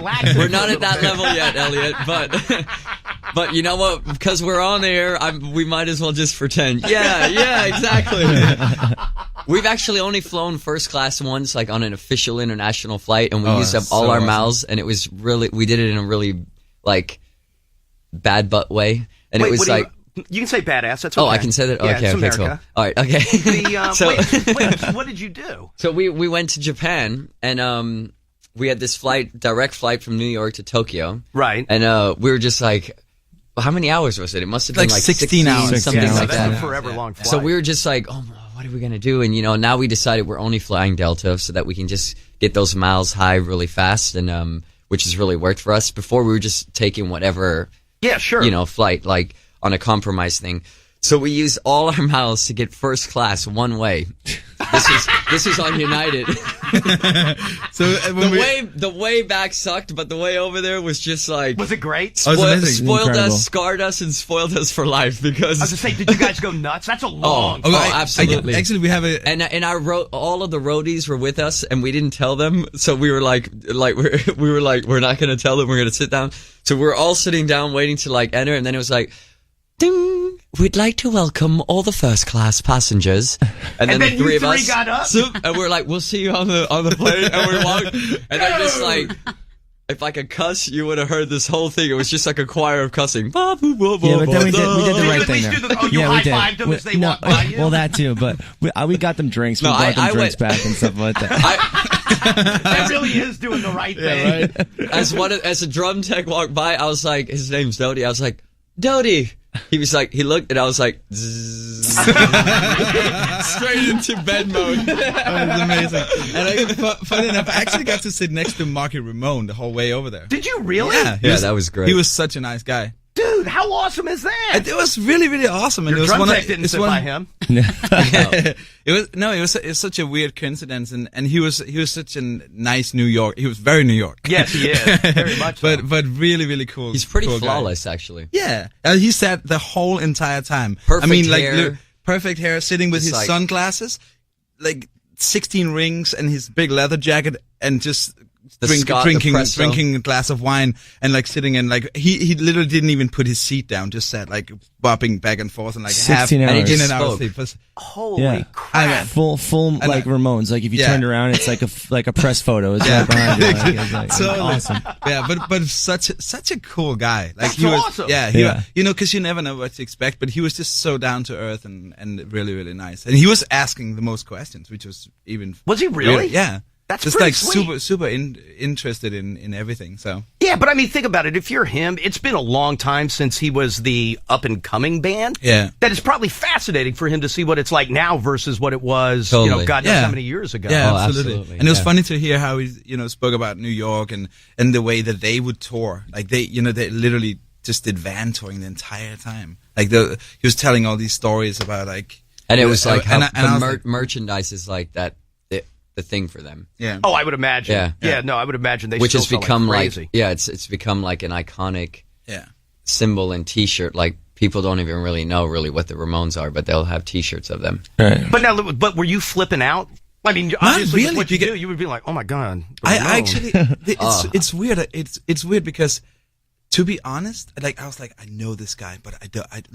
Just like David it's a hard said, one to confuse. Yeah, it is. As soon as it took me like a second to figure it out, and then you're just like, holy moly! Yeah, because it's like I know.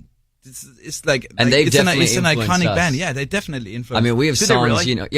like songs like "Just Like Me" or "Burn" or whatever. Like they just fall under that, like "Just like me, just like me." So who else just is up there like with me, the? me. Who else is up there with the Ramones? Well, in terms of influences. In terms. Clash. I mean, we're so inspired by like so many bands. I mean, like some of my favorite bands would be like the Clash, the Pixies, and there's just so many. It's endless. We love, I think our teen is very inspired by like the 90s, like, Rage Against the Machine, Beastie Boys, Nirvana, of course, and Weezer, and I mean, there's so many. But then you have like your parents' influence, which is Zeppelin, The Doors, Elvis. So your parents grew up listening to like Zeppelin, The Doors. Oh yeah, and my mom was more like on the pop side. She was more like Tina Turner, ABBA. The more like maybe it's more based completely off of melody in a way, or sure. Like not that the other stuff isn't, but there's just a different pop sort of angle to it, And then my dad was a little more the rock kind of, but that's also what he grew up with, Yeah, sure. He was a giant hippie. Was he really? Oh, yeah. Oh, that's awesome. That's awesome. All right, let me do this. Let me take a quick break. New Politics is with us. They will be at Echo Stage tonight with Andrew McMahon in the Wilderness. They will be with us at Elliot in the Morning's holiday concert December 3rd at Eagle Bank Arena. One quick break, more with New Politics next. Elliot in the Morning. Baby. New Politics is with us.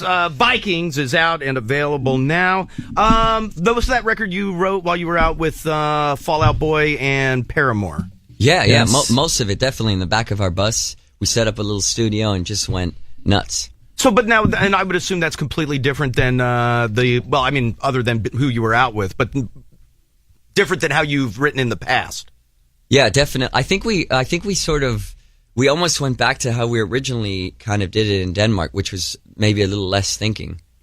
It's just more just sit down and just let it go. sort of, which I think also makes sense because us moving here to America and then, starting this career and this adventure and stuff, had so many changes and so much adapting in the whole business aspect in this and so much learning both musically and everything.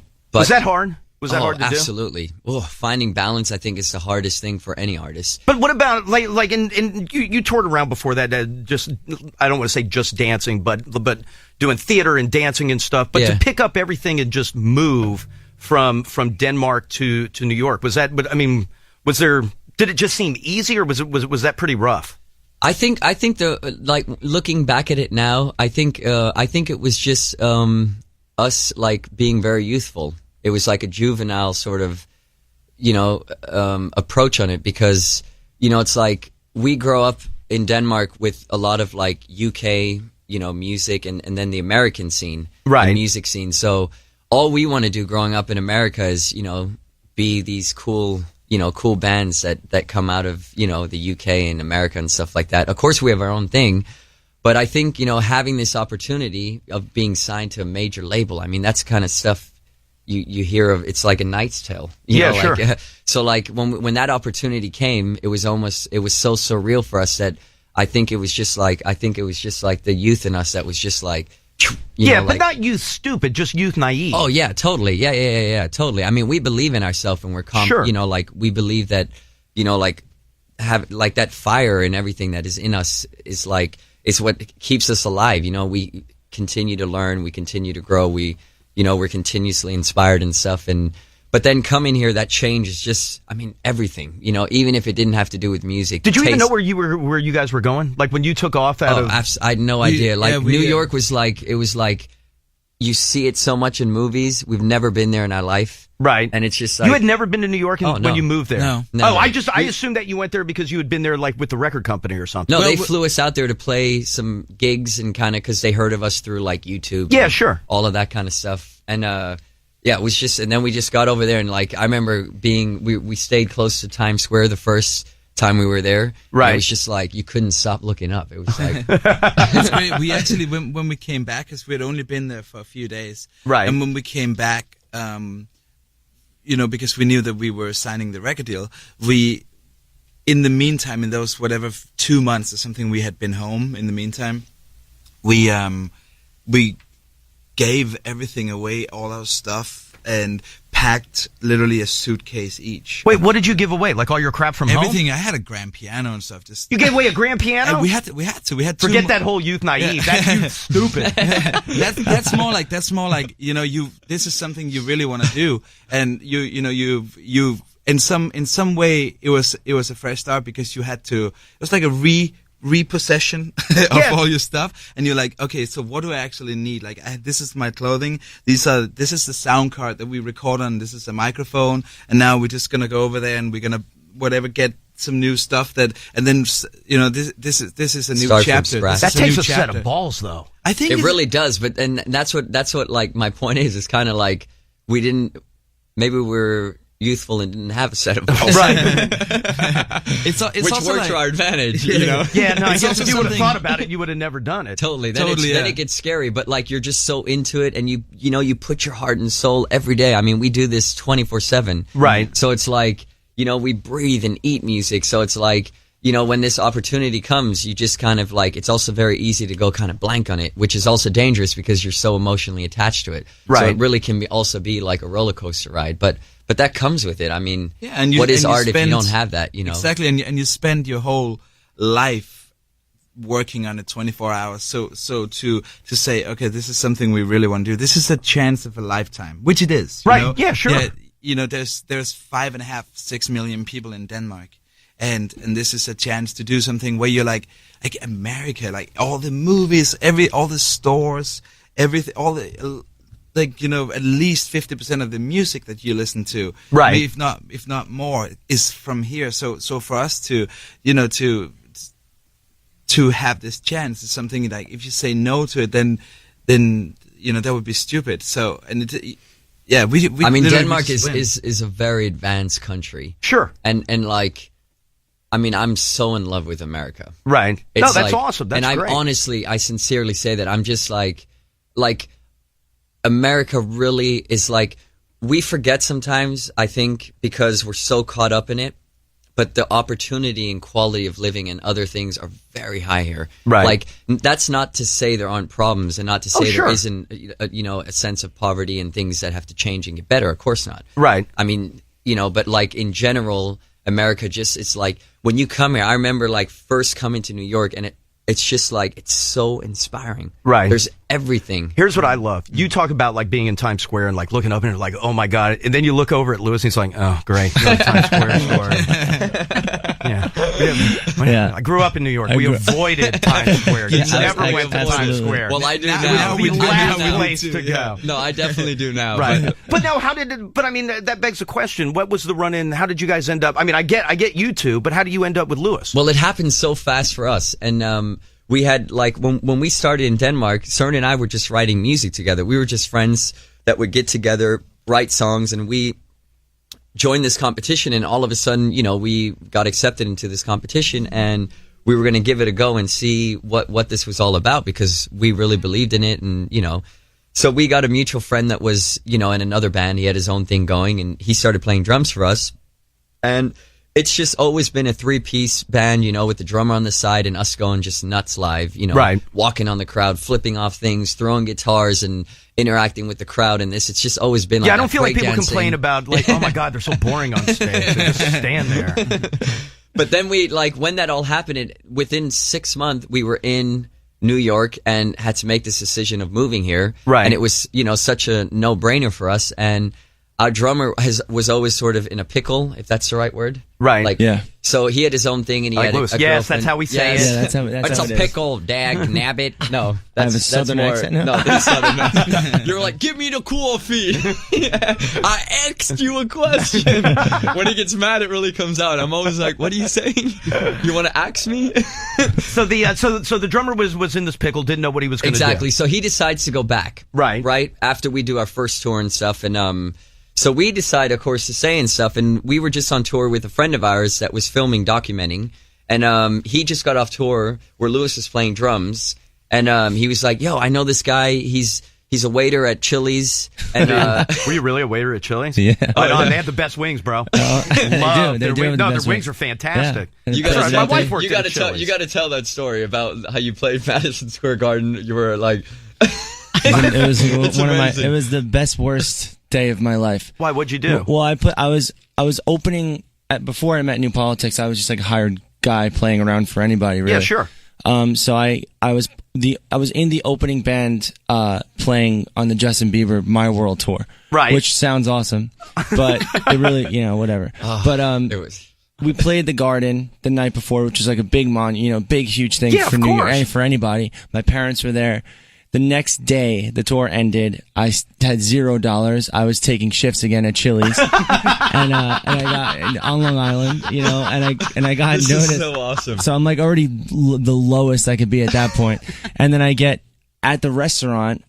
There's a group of young girls that come in, and the girl's like, "Oh my God, I saw you on stage last night. Open it up." Oh my God. So I mean, all of the color on my face just like fell out. And did you have one of those capes or apron? Yeah, I had an apron with flare and everything. And It's amazing. The whole 9 yards. It was right there. The best thing is I call him up and he gets the number, and we're like trying different drummers. So I'm like, can you send me a tape so I have an idea of how you look and how you play and this and that, just sort of like, just to get a visual on it, you know? And he's like, sure, give me your email. So he like gives the email, and I'm like, you know, do maybe a cover of one of our songs or something. And it's like, that he's like, oh, okay, I'll figure something, I'll put something together. So I totally know that he's like totally used to the, like now I know it. Back then I didn't. But when I first got the mail, he sends me a cover of him playing Back That Ass Up by Juvenile. And I'm just like, and he's just like, if anyone knows Lewis, you know, he's just like a big smile on the drums. So I was just like, why is he so happy, first of all? And then I was like, and why does he send us like this, the most southern black, like, you know what I mean? Like, you know, like hip hop song, which is great. Like, I love it. You know what I mean? But it's like, we're just like, you know, like we have like this punk side to us. And I'm like, he obviously has no idea what our music is. Right. And I was like, I think this is a guy. I think this is a guy, sir. Not too serious, you know, like kind of. I just love that you went from sold out at the Garden. That's just wild. To schlepping out somebody's iced tea and wings 2 days later. You know what? Good for you, though. Thanks, good for you. It was a good learning experience. And we just clicked. I mean, that first rehearsal was just like, boom. So you knew right away. Yeah, totally. You knew right and away. Søren and I got in a fight, and he was there the next day. He didn't care. He was just like, what fight did you get in? Oh, it was some about keys. Yeah, we had some. Well, I didn't. Keys or quiche? No, keys. Yeah, What's quiche? I didn't bring my keys, and then David didn't want to borrow me his because he thought I was going to lose them, which I probably would have. You probably would have, right? All right, I want to ask you one other thing about the record. I was reading, David, you were talking about living in New York, how much energy there is, so much to write about and relate to. Explain this, though. You meet girls, you find romance in the oddest places. Definitely. I think some of the best stories have come from the most unexpected situations. Keep going. Where was the odd place you were finding romance? You'll find it very, very odd places. Good luck with this one. I mean, it depends what romance is, like in what level. Like, you tell me. Like I'm seeing someone else, so I'm Well, now you are. I'm very behavioral. Is that the right word? You behave yourself. Behave. Thank you. Thank you, Louis. So, yeah. I mean, there's just a lot of. There's a lot of. It's just like. Did you go through a wild time? I did. I went through a really rough time. Rough. I don't mean rough. I meant wild. Well, sometimes it gets rough. Sorry, you got me. Like when I talk about stuff like this. But rough. But like when I hear you say rough, like I imagine you saying that it's not good. When I say wild, I mean like you were just tearing through people like crazy. No, I guess it was wild, but I guess it was also like a little bit of a mask of the rough time as well. Okay. I got out of a long relationship when I moved here. It was just too hard to like keep it, together. With some chick from Denmark, some girl from Denmark. Yeah, right. And so that was like that was part of like imagine going through this like adapting in this new world and completely new way of living and stuff, and trying to find some kind of ground, and then that kind of stuff gets pulled. That just like added to kind of that rock bottom feeling, especially after our first record coming out and realizing that this was a decision we took, and now there was like no way out than through. Right. And this was like through whatever BS you get on the way, on that roller coaster ride, which a music career is. There's just nothing to it, no matter how good the posters look and how fun times always seem. So it was like, that was like that added to it. So it was really scraping rock bottom. So I really went through like a changing phase, and I battled very much like being morally correct and kind of giving into kind of maybe a more barbaric side. And and I think for a period I kind of slipped in that area and kind of experienced a little bit there. Right. And but you wouldn't change that. No, absolutely not. No. Right, of course not. And I love it. That's the problem now, is that like I've also now seen how fun that side is. Right. And that it's also a side that is me. Right. So it's like now it's just readapting. But I think awareness is kind of also what makes you a better person. Like seeing also your flaws or seeing the sides that you have that maybe are dangerous, But don't you do that sometimes? Like things are really good right now, but sometimes don't you do that and go, oh man, just to go slip back into that world? Oh, I deal with that all the time. Totally. And I'm not ashamed to say that. No, it's you like, shouldn't because be. it's just it is what it is, Yeah, right. But me also being able to say that also gives me some kind of power or control, like I'm aware of it, which means I can kind of like harness. You kind of rein it in. Yeah, sure. like, so it's like, but definitely, I mean, such fun times. I mean, I would never change anything. And, just, there's been embarrassing things. There's been fun things. There's been things where I've been Superman. There's been things where I've been, it's like, not sleeping for a good week. There's like, good for you. But it's also like it's also inspiring. I mean, that's what these records are. It's like it's the three of us, our journey, in these periods and what we've gone through, and kind of a reflection and fiction based upon that, or stories of us or friends or whatever. That's awesome. Good for you. All right, what are we playing next? What are we doing? Should we do Girl Crush? Girl Crush. Sure. Early morning Girl Crush. You're ready.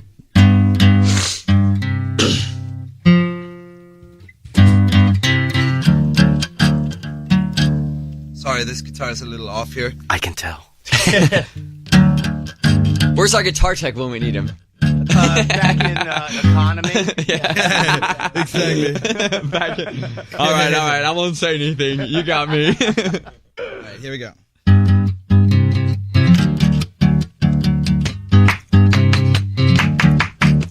I still can't get over the sex we had. Let me tell you about my girl, God help me. She had a finger waving, disco veins and spaceship lips. I said, Houston, I've landed, let's go steady. On Saturday, she she seemed different. She turned and kissed another girl, and she's in love with her. Yeah, yeah, yeah, yeah, girl. Oh, and now I know her tonight. She ain't mine. She's got a girl crush. She thinks I'm famous. I guess I'm close enough to be dangerous. I still can't remember where we met that night, but there were Coney Island freaks surfing cocaine. And when the waves crashed down in a full black moon out, I said, you're the only cat on my runway. She had me hooked, line and sinkers. Maybe she thinks I'm just a girl, but I'm in love with her. Yeah, yeah, yeah, yeah, girl. Oh, she's so bad it hurts. Yeah, yeah, yeah, yeah, girl. I hang my head and cry. Yeah, yeah, yeah, yeah, girl. Oh, because I know her tonight. She ain't mine. She's got a girl crush. She thinks I'm famous. I guess I'm close enough to be dangerous. She's got a girl crush. She thinks I'm famous. I guess I'm close enough to be dangerous. Let me see you go too. I don't even know you. Hot butter in your perfume. I'm about to show you a psycho candy voodoo. Take it to the bathroom. I'm bang, bang, bang, bang, bang, bang, girl. I think I'm in love with both of them. Both of them, why not? Yeah, yeah, yeah, yeah. Girl, oh, I can play in the sun. Show them. Yeah, yeah, yeah, yeah, girl. They're all in love with her. Yeah, yeah, yeah, yeah, girl. She's so, so bad it hurts. Yeah, yeah, yeah, yeah, girl. I hang my head and cry.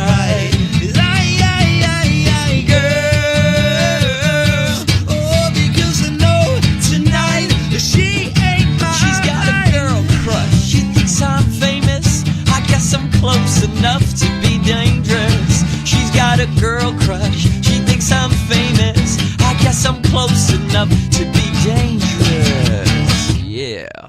New Politics is with us. They will be with us again for Elliot in the Morning's holiday concert with Fall Out Boy, AWOL Nation, Bastille, The Struts, New Politics. One quick break. More with New Politics next. Elliot in the stage tonight with Andrew McMahon in the Wilderness. Vikings is out and available now. We have officially added him to Elliot in the Morning's holiday concert that'll take place on December 3rd with Fall Out Boy, AWOL Nation, Bastille, The Struts, and obviously New Politics will be there. What you call it? I popped out of the room for a second. When I came back in, I feel like you guys were in the middle of talking about Paris from over the weekend. Yeah. But I was going to ask you, you guys have played that room? We haven't played the room. We played like a 5-minute walk, another room called Nuevo Casino. Right. Which is like in the same district, the same area. So it's just like, it's just so crazy. Like, right. The whole like, everything about that in this, it's almost like a new level of fear of terrorism or, you know, like approach to things. For me, the crazy thing is because there's so many natural catastrophes that happen, you know, and it's terrible. There's all these things happen, like, you know, you had Thailand, Japan, and Haiti. There's all these things happening, and the terrorism is human cruelty. So, then you bring it on yourself. Yeah, and then you, I think, because it's a venue, and we knew some of the people from the crew, from the roadie world, Eagles, like like the roadies are like the people that make everything happen. Sure. Like everyone that's at this show, it's like it wouldn't happen without like our crew. Right. You know, they're like the warriors. They get up the first and they leave the first. Right. You know, they set everything Leave the last. Right. Yeah. Sorry. That's okay. No, but like you were saying when you guys were going through Europe with Panic at the Disco. Yeah. The merch guy that passed away, rest in peace, was with Panic. Was doing merch for Panic, and it's like, you know, you kind of know this world. It's a very small world, and someone knows someone. Like a lot of our crew members knew a lot of the people, and you know, I've spoken to them, and it's just like some of the things that they had to do. It's just, oh man, it's wild. About I guess it's a year and a half ago, we were playing a radio festival, and we met this guy Sean London, who we were talking about maybe being front of house TM for us. We were just talking with him because we were doing a lot of dates that we couldn't have sorry, I'm actually getting really emotional about this whole thing because it's it's I really, can understand that totally. It's so crazy because it feels so close to home. Sure. And this thought about somebody going in and just, sorry if I use these words, like plowing down people is like, it's terrible. So this guy Sean London, he's an amazing front of house tormentor and really good guy, and he's really good friends with my tech. Right. They both live in Orange County. He said these terrible things, how he escaped the venue. He was at front of house when it happened. Right. And how he had to. So you have the merch guy, the light guy, and the sound guy that are actually in the crowd. Yeah, right. Like the rest of us are on stage. Like where we see like for fans that just go to the show, exactly. like where that little so they're out with is. the fans. So like those had to get out, and like how they got out and stuff. It's just like it's so terrible. It's wild. And even though we will never know what these people went through or what their families are going through now and stuff like that, because it's just so like there's something that is just, there's like that gray line where it's just like it could have been anyone, it could have been any show, it could have been any, it's just like, and it's like how it ended up being like that. We'll never be able to take that full, we can never take. But like 2 nights ago when you got on stage in Toronto, does it cross your mind? Oh, absolutely. It's the first thing. It's the first thing we all said. I mean, did it really? Tonight, it's going to be the first thing on my. It's been on my mind all day, especially with the recent whatever the releases of the next the targets and stuff. It's supposed to be DC. It's kind of messed up because you go on stage to forget and create something that is completely outside of the norm. Right. And it's just letting go and being yourself and becoming one as this big unit. It's like a crowd and you and this, and it's just like nothing to think about and just being free. It's almost like a form of therapy. Right. And but I mean, Louis, you'll know this, having grown up in New York, and the same thing for being here is, and I'm not trying to minimize that'll be in your mind, but you know very well from being in New York after 9/11, it was on your mind every day. Whenever you heard anything, you'd look up and you'd look for planes or anything.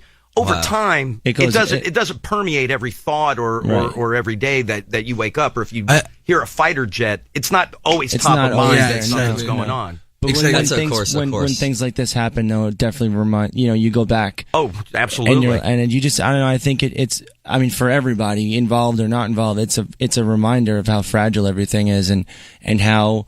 I mean, you do imagine you're going to have a fun time at a rock show. Yeah, you're going to show. And the next thing, it turns into a nightmare, and it's like, you don't think about things like that, but it definitely is a reminder of I think also the only thing you can do in a situation like this is play your shows and play them even better and look at it as your job is to not bend to their will. Yeah, right. Absolutely. Yeah, totally. And it's just it's just also a reminder. I mean, we need, as crazy as it sounds, it's just there's so much stuff like this going on, in other areas of the world as well that we don't always hear about and we aren't aware of. Right. And it's your duty as, a civilian and a person on planet Earth to just, as cheesy as it sounds, it's just so true. You have to give more love than evil. Yeah, it really shouldn't be that. It shouldn't really be that hard to just get along with people. No. Even people you don't like, you're just like, all right, whatever. It's just compared, it never sleeps, and you just have to do that as well. You just have to keep going and just give everything you have, and definitely not bend to that fear, right? That, you know what I mean? It's let me switch gears and go to a happier place. How awesome was it playing at the Rock and Roll Hall of Fame in Cleveland? So sick. Wow, that was wild. We were actually recently just there, and they invited us back, and we went back to the vaults. Did you really? Oh my god, it's amazing. Was it awesome? It's so good.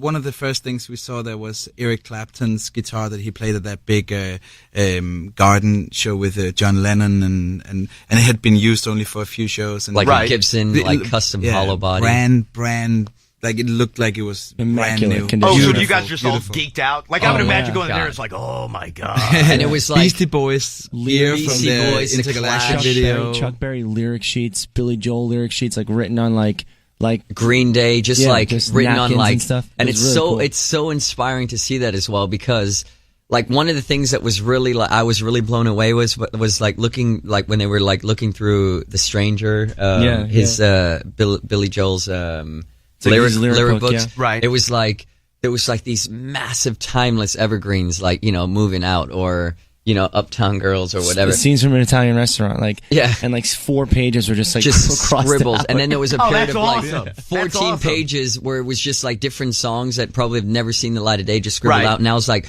oh, it does happen to the gods. oh, okay. Oh, we don't have to feel that bad. Okay, because you feel like you feel like you write 100 songs and like one is good, or you feel like it takes like what success is just like an accumulation of like 100 failures. It's like, and sometimes it can get pretty hard. And when you see that, you're kind of like, oh my, maybe we're not that far off, And then the way that like sometimes they'll just write stuff on something, and it's like the other day before we went on tour, I was cleaning my room and I found this like napkin of like some lyrics and stuff from like a song called 50 Feet Tall, and it was like, it's like, and I was like, oh my god, that was like in the canteen where the idea came, like Right. where like I was walking in this what's it called, like a Halloween store, a costume store, and there was like this old poster of like the 50 feet tall woman, Right. and, like, so that whole idea, like, oh my god, a girl should be treated like she's 50 feet tall, and wow, and this, and so it was like fun, one of those sort of things, and then it's like you can see like the resemblance, and with clothes and stuff, when we're looking at clothes, we're just like, that's what I want. I want scarves hanging from my, it's like. But now let me ask you this: where are the lyrics for Harlem written down? Oh, that's a really good. We've got to have them thank you. somewhere. I think they might be in a notebook, some random. I think we're gonna go through all that stuff at some point. We save it. We have it in boxes and stuff. We have a lot I of hope stuff. you saved it Totally, somewhere. totally. Yeah. Totally. Was that like the big turning point when Harlem took off? Yeah. Was that the big turn? It was really funny because the album was actually done, Right. more or less. And I remember we were like sitting down with our A&R, Bob and JD, our managers, and we were listening to all the tracks, and they were all really. It felt really good, and it just felt really right. And they were like, "Well, let's go with this." Well, they were like, "Well, Cern and David and Lewis, you guys, why don't we like put this all together? Because there was 30 tracks and ideas and this and that, and then we'll figure out how to go about it. We'll find a producer and we'll go in and we'll like fix nitty gritty the stuff and fix it and stuff. So you have 2 weeks to just write, go home and write. And Cern and I had like come up with this idea of just writing like 2 ideas a day that are just like verse, pre-chorus, tail, whatever type of, after hook or some type of thing. And if a song came, we would just write it. And if it didn't, it wouldn't. So we were like, and we were kind of really happy. So we started partying a lot. We're like hanging out with, because, the album was coming out now. So we just had a lot to celebrate. It took us like a year and 2 months to write this album. So we lost, we used all our money. The budget was gone. So there was a period of like 4 months where we were living off of ramen noodles, literally white eating bread, beans just like out of cans and stuff. Like, We were like in a 1-bedroom apartment.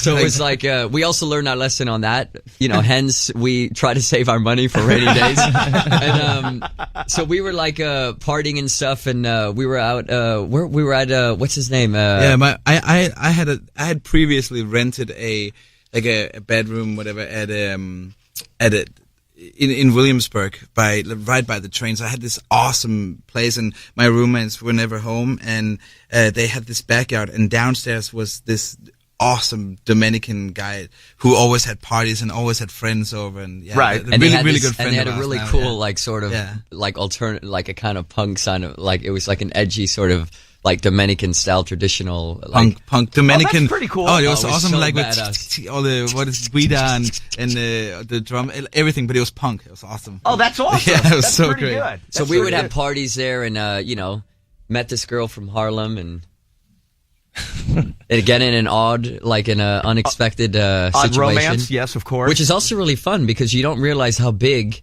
New York really is. When you live in Brooklyn, you're just in Brooklyn. You have everything you need there. Right.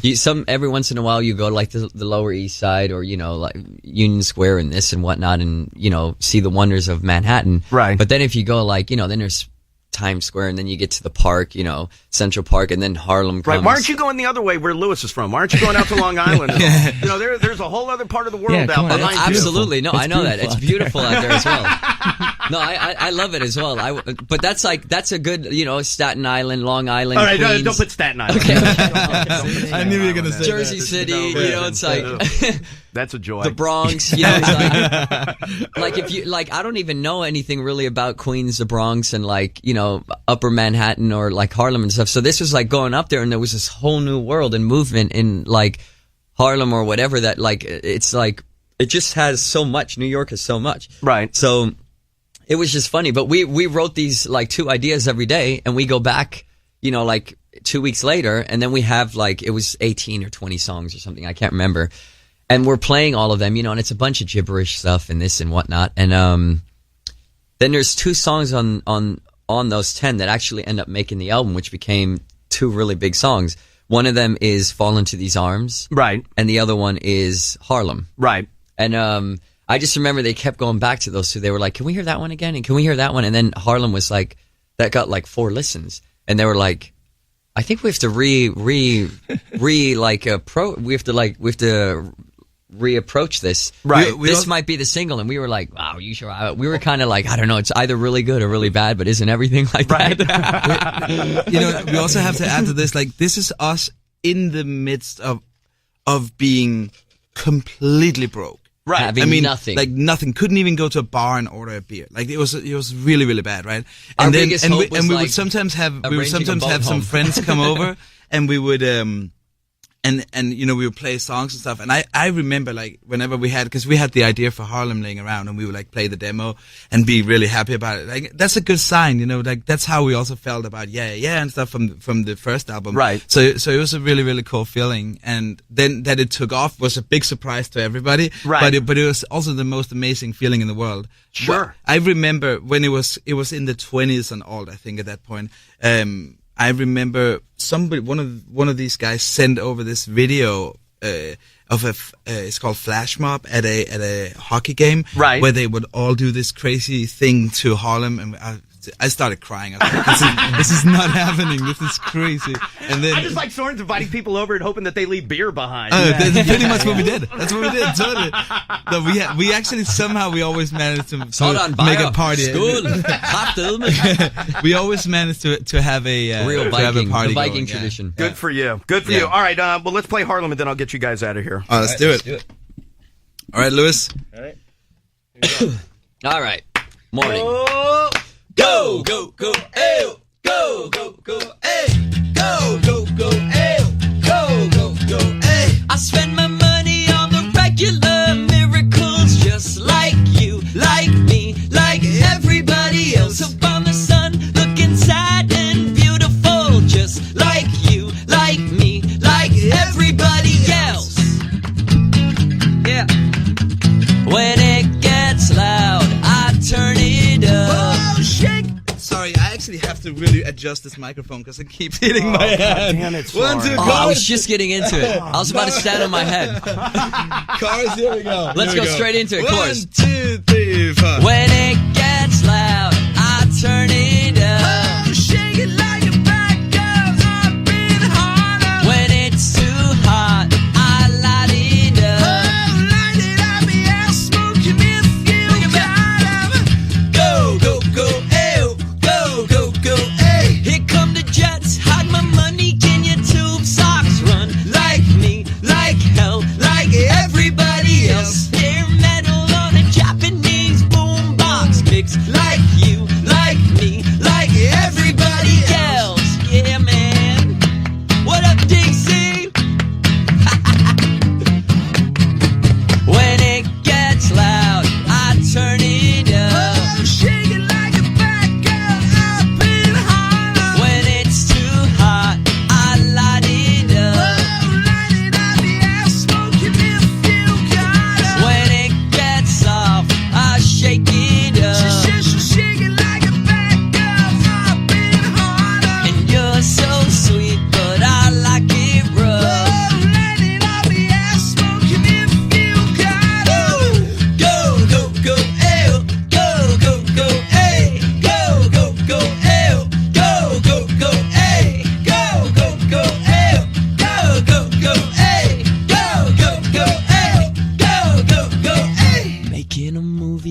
couch with a flip phone, just like you, like fingers in your mouth up on the sun, playing drums with the bleach bone, just like you, like me, like everybody else.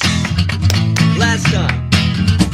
When it gets loud, I turn it up. Oh, shake it like a back up, bit harder. When it's too hot, I light it up. Oh, light it up, yeah, smoking it feel hotter. When it gets soft, I shake it up. Oh, like it look at that girl, bit harder. And you're so sweet, but I like it rough.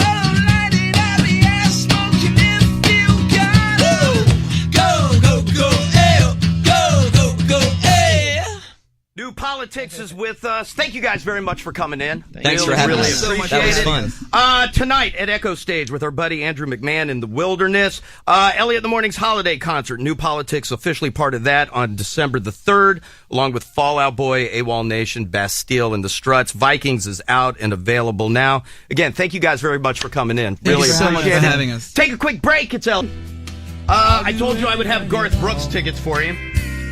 Garth Brooks will go on sale Friday. Garth Brooks will be, and Trisha Yearwood, I should point out, will be at the Royal Farms Arena in Baltimore, January 29th and 30th. Tickets go on sale Friday through Ticketmaster. You call me right now, I will give you a pair of tickets. You'll win them before you can buy them. To go see Garth Brooks and Trisha Yearwood together at Royal Farms Arena. 866 to Elliot. 866-235-5468. So you call me right now. We'll get you set up with a pair of tickets. Also, real quick as we get into dirt, thank you very much to Smokehouse Live for coming in today. Located at the Village of Leesburg. 1602 Village Market Boulevard. Go to smokehouse-live.com. Let them take care of your holiday feast this Thanksgiving. Offering full pit smoke feast, including whole turkey, all your favorite sides that you can enjoy at home, or order individual pit smoke turkeys, a la carte sides, pies to supplement your family recipes. Pre-order your Smokehouse Live Thanksgiving items by Friday, November the 20th. Let's call that this Friday. And that way you can pick it up at the restaurant next Wednesday or Thursday, just in time for Thanksgiving.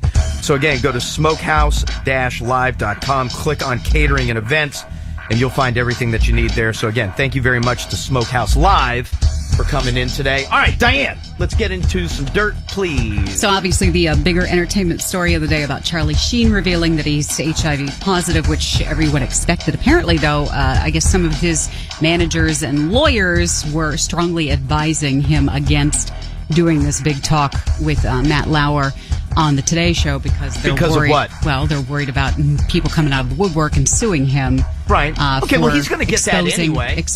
For I will say this, though, because he did say that if people are going to come out and file lawsuits, that's fine, but they're still going to have to prove something. Right.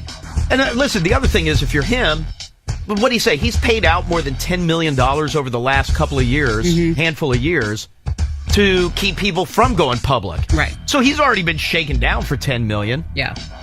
I think they're just a little bit concerned about his spending. Well, didn't he say he's like, I've been broke, I've been poor, I've been rich. I mean, you look at him and you think, oh, God, he's got to be loaded. But, they point out he pays out $110,000+ a month in child support. How much was he making towards the end of 2.5 Men? Was he making $1 million an episode? Yeah. At least. Yeah. I mean, listen, I don't think Charlie is going to eat beans out of the can. No, I wouldn't say that, but I'm sure he probably, drugs and hookers aren't cheap. Well, I was going to say he's probably $20-25 million cheaper or has less. Poorer now than he was 4 years ago. Right. Oof.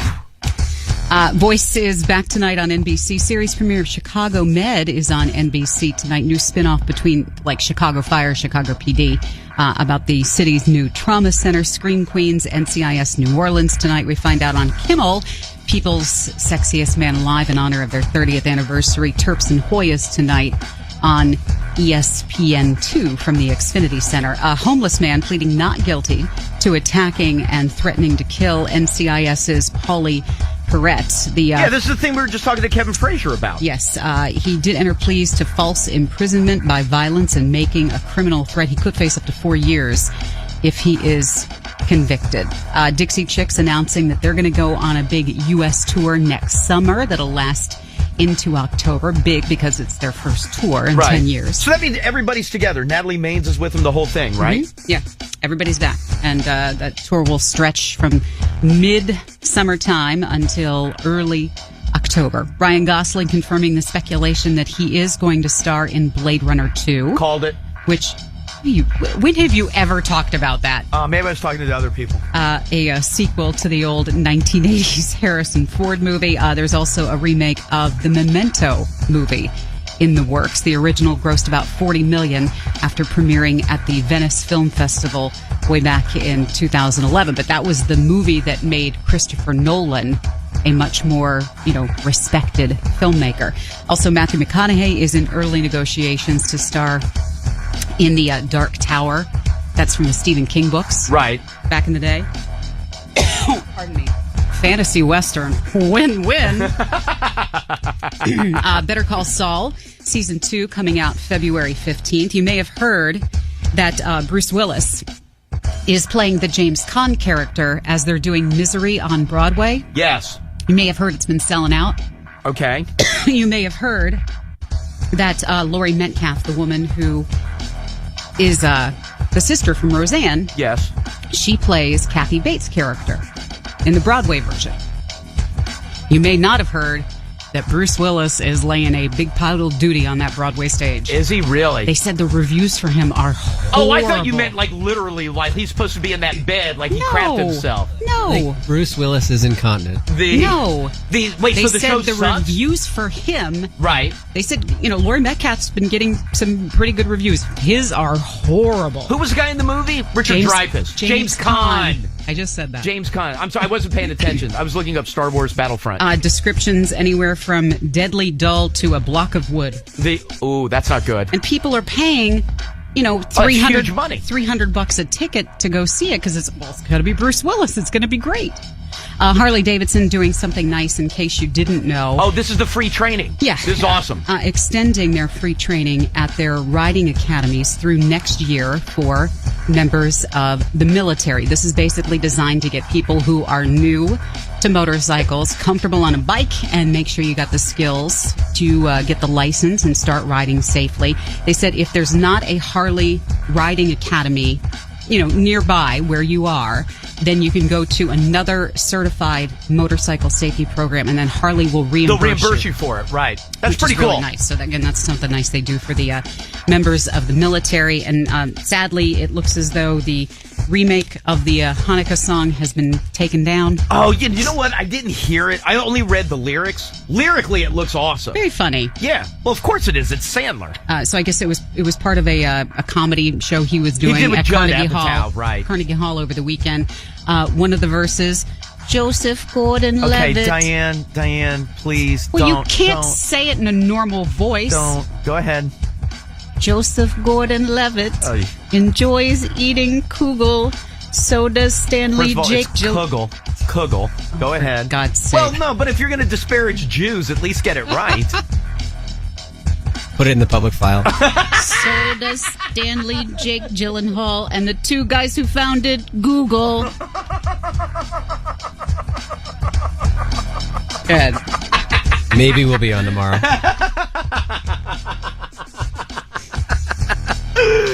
All right, very good. Thank you very much, Diane. 866 to Elliot. 866-235-5468. I spent last night in the arms of a girl in Louisiana. And though I'm out on the highway, my thoughts are still with her. Such a strange combination of a woman and a child. Such a strange situation, stopping every 100 miles, calling Baton Rouge. Garth Brooks will be at Royal Farms Arena January the 29th and 30th. Tickets go on sale Friday morning through Ticketmaster. 866-2-ELLIOT, 866-235-5468. Hi, Elliot in the morning. Hey, Elliot. Hey, who's this? This is Craig. Craig, how are you, sir? I'm good. How are you? I am fantastic, thank you. Craig, I'm going to give you a pair of tickets. I'm going to send you to go see Garth Brooks in concert. Thank you very much. Oh, dude, I'm telling you, it is going to be... You'll have a great time at the show. You will love the show. So you hold tight 1 second for me. Kaylee just needs to get some info from you. I will tell you this. Tomorrow morning, I'll have another pair of tickets for you as well. Same thing on Thursday, and then tickets go on sale Friday morning to see Garth Brooks. Royal Farms Arena in Baltimore, January 29th and 30th. Once again, thank you very much to New Politics. Thank you guys very much for coming in. David, Soren, and Lewis, thank you guys very much. Vikings is out and available now. Tonight at Echo Stage with Andrew McMahon in the Wilderness. And then they will be with us for Elliot in the Morning's holiday concert, along with Fall Out Boy, AWOL Nation, Bastille, The Struts, and New Politics. So again, thank you very much for coming in. And one more time, thank you very much to Smokehouse Live for bringing in food today. I told you, they will take care of your entire Thanksgiving. Go to smokehouse-live.com. Click on the Catering and Events tab for more details. You can also call them, 571-447-LIVE. Also, Black Friday. Smokehouse Live will have fresh barbecue in the marketplace. Football up on the big screens all day, plus live band karaoke that night on stage at the club starting around 8:30. Now, I do have a couple gift certificates for you if you want to call Kaylee real quickly. 866-2-ELLIOT, 866-235-5468. She'll get you set up with gift certificates to Smokehouse Live. The Village at Leesburg, 1602 Village Market Boulevard. So again, thank you guys very much for coming in. Tomorrow morning, told you I'll have more Garth Brooks tickets. Also another $500 for you with Elliot in the Morning's November Wham! That goes on through Thanksgiving. So another $500 tomorrow morning and more tickets for Elliot in the Morning's holiday concert. You get those. You also go backstage and you will meet Fall Out Boy. If you need information on anything, get caught up to date with anything, Facebook.com/EITM on